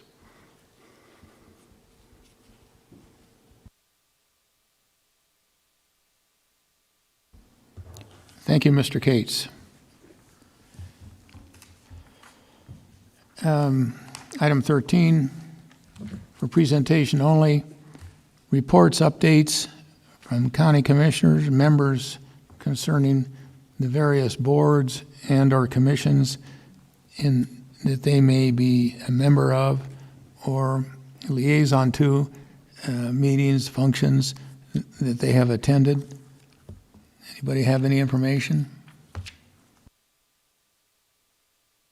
Mr. Chairman, I was invited by the Douglas County Chamber up at the lake to address them this morning, and I gave them a rundown on what we've been doing here at the board and information that was germane to those at the lake. Any other comments? Yesterday, I attended the NNDA board meeting, and they have several projects going on. They're very enthusiastic about the transportation center in Fernley. One of the questions that was asked of them is, what about water? And all we heard was crickets. Then there was another meeting yesterday with the Carson Water Subconservancy. Mr. James was here presenting. And we saw all of the proposals for ways to save water, and to bank water into different lakes or different things. And none of them were practically viable. And the one question that we had was, we need water. You can't do any of these projects without water. So that's what we're looking at. Other than that, nothing more. Okay, that being said, is there any closing public comment, Natalie?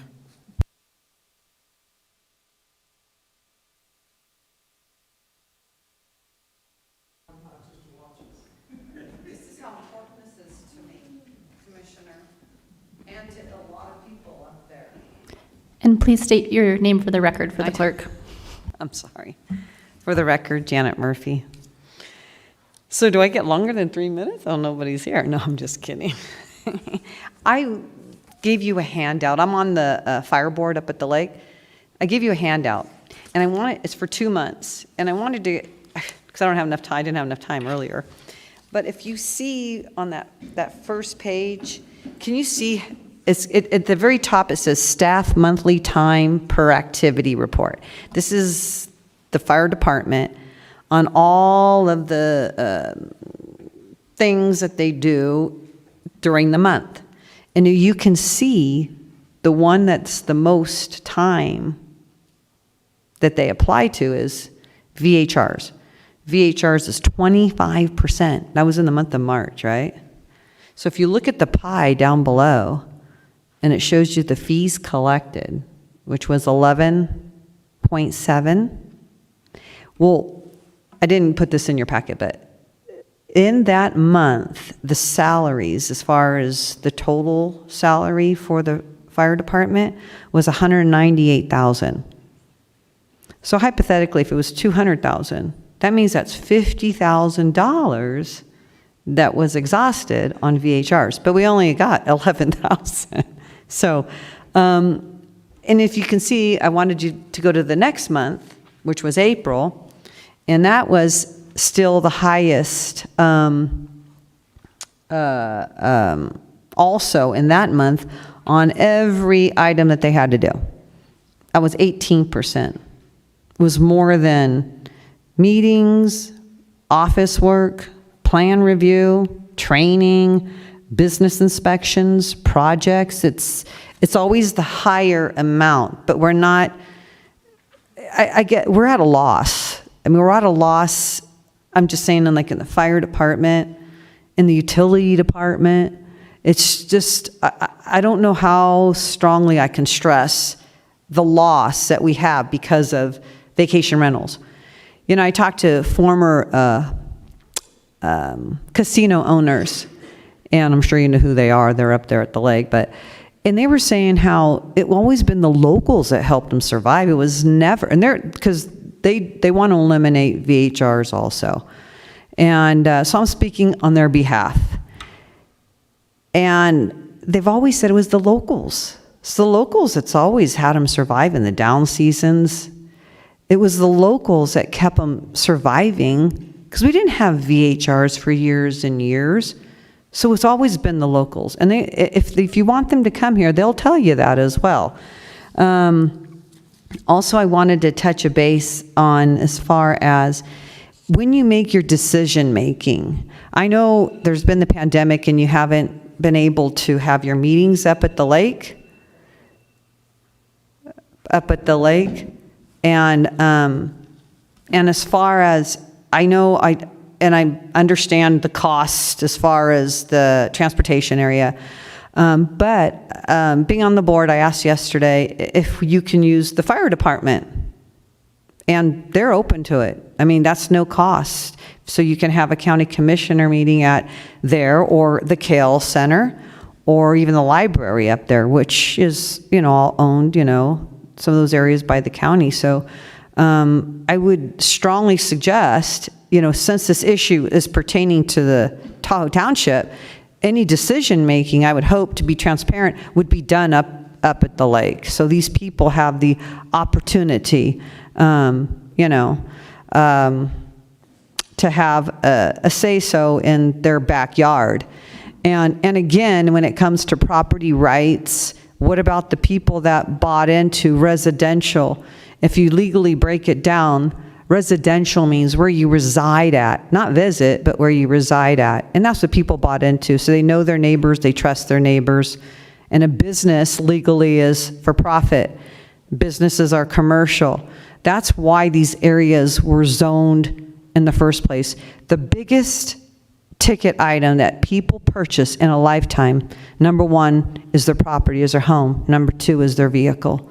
So that's their pride. I mean, their property means a lot to them. And when you reside in an area, it's no different than a dog. A dog will not defecate where he sleeps and lays, but he will everywhere else. Basically, a lot of humans are the same way.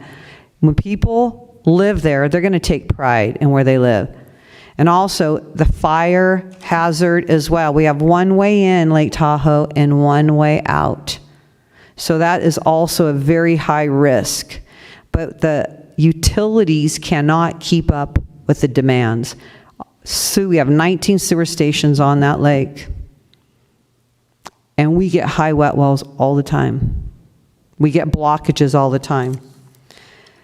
But I did want to I won't compromise. I don't want to compromise. I feel compelled here. Something's telling me to come here. I'm going to come here every meeting until they say no more, and the ones that they have run out of time. No more. That's what we would prefer. We need to be stewards, and we need to preserve the property, the environment, and our God-given resources that have been given to us. And there's a difference between capitalism and greed.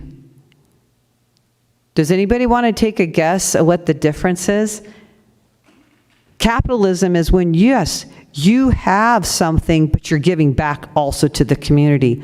And what I mean by that is there's a lot of people up there that work that have no place to live because of vacation rentals.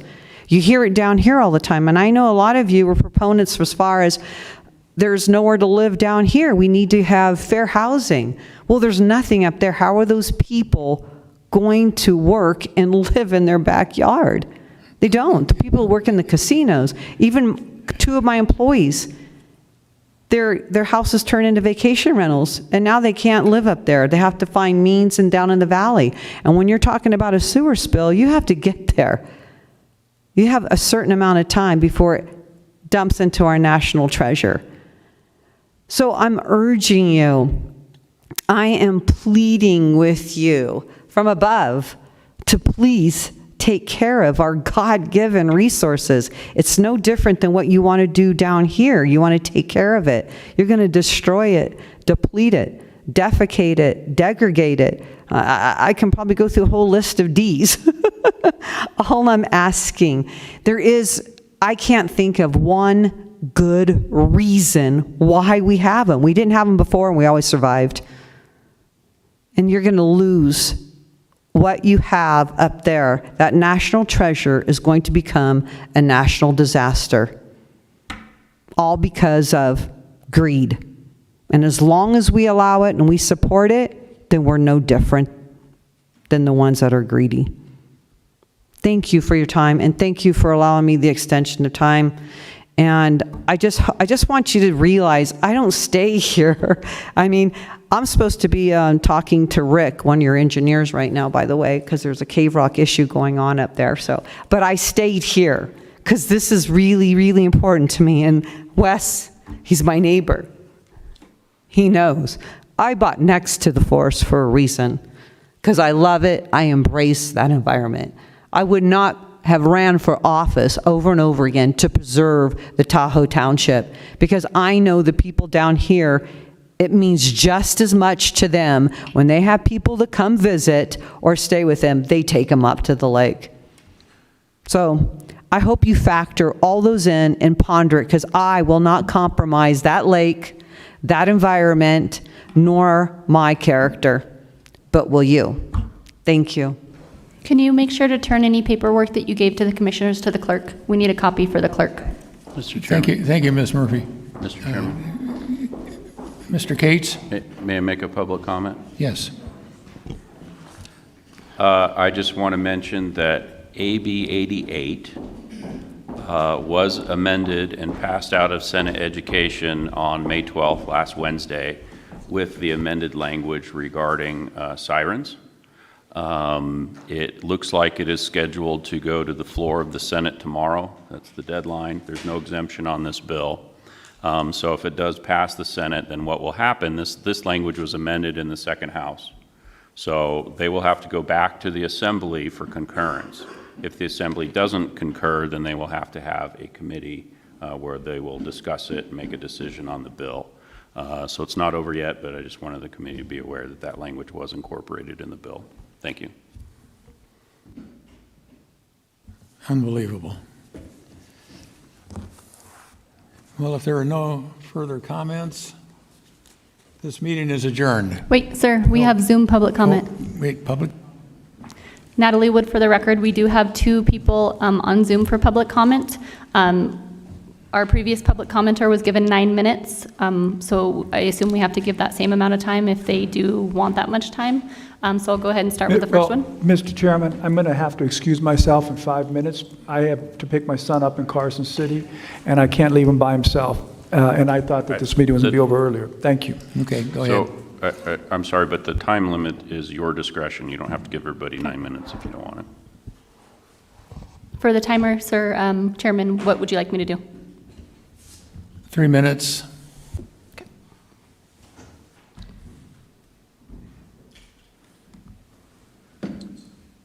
Can you hear me now? I'm on a different computer I've never used. Can you hear me okay? Yes, we can hear you. Go ahead and state your name, and then I'll start the timer. Jim Slade. I still find the procedure for public comment on action agenda items to be confusing, unacceptable, and not in the public interest. Under public comment on page 2 of the agenda, it states, public comment will be taken during the beginning and end of the board meeting. Additional public comment periods may be allowed on individual items at the discretion of the chairperson. It is requested that members of the public provide public comment on those agenda items when they are considered. But how is the public supposed to know if additional public comment periods will be allowed or not? Without knowing that in advance, it's impossible to know for the public what they should address in opening public comment, or if they will be allowed to comment when an item is considered. That is not clear in today's agenda. That is neither in the interest of transparency nor in the public interest. You should want to hear from your constituents on action agenda items. It sometimes seems that the board is trying to have the meeting to end as early as possible. Given that you only have 2 public meetings a month, that should not be a consideration. Sometimes, though, if you ask for 5 minutes for public comment instead of 3, you get that. Or even if you don't, and you go on for 9 minutes, perhaps. Even though the agenda clearly states 3 minutes. So how does that make sense, and how is that even-handed? In that same vein, agenda item number 1 was a ceremonial presentation of a proclamation recommending the East Fork Fire Protection District for 40 years of service to the citizens of Douglas County. That proclamation is to publicly honor the district for their exemplary service to our community over 4 decades. Always in the past, that type of proclamation has been read aloud in its entirety as a public way to honor the person or organization being recognized. Then the person or head of the organization is invited to speak. In the case of agenda item, Chief Carlini, who has served the community for a good number of those 40 years, was not offered the opportunity to speak. Just handing out the proclamation without even reading it or offering the chief an opportunity to speak seems contrary to the spirit and purpose of publicly honoring the fire district. Again, it seems like the only reason for that would be to speed up the meeting. And again, I feel it's not in the public interest and was disrespectful of the fire district, which has served the community so well. I believe it would be in the public interest and in the interest of the board to conduct public comment in meetings the way it was done for the entirety of this century until last year. Public comment should be allowed on all action agenda items. Thank you. Thank you, sir. Moving on to the next.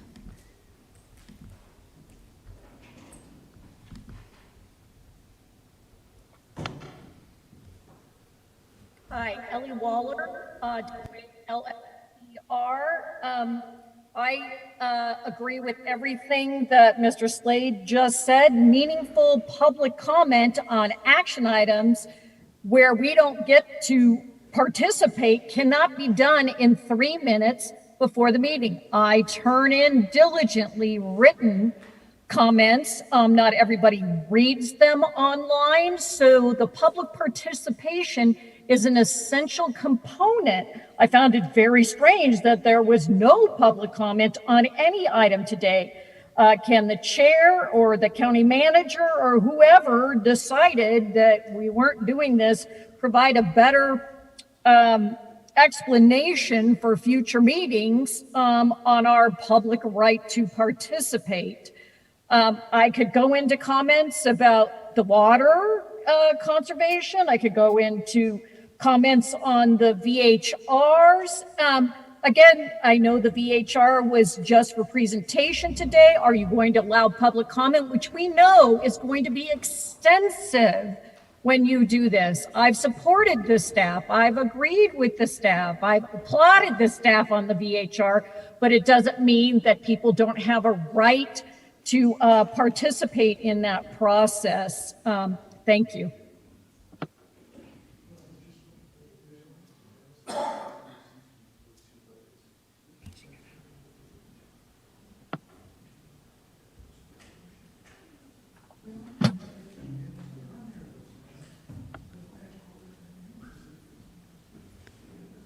Ellie, was that the end of that? I'm sorry. Yes, thank you for the opportunity. I'm hoping everybody listened and there'll be some responses to myself and Mr. Slade about this public process. Thank you. Thank you, Ellie. Okay, Natalie Wood, for the record, that is the end of public comment through Zoom. Thank you, Natalie. If there is no more public comment from chambers or on Zoom online, this meeting is adjourned.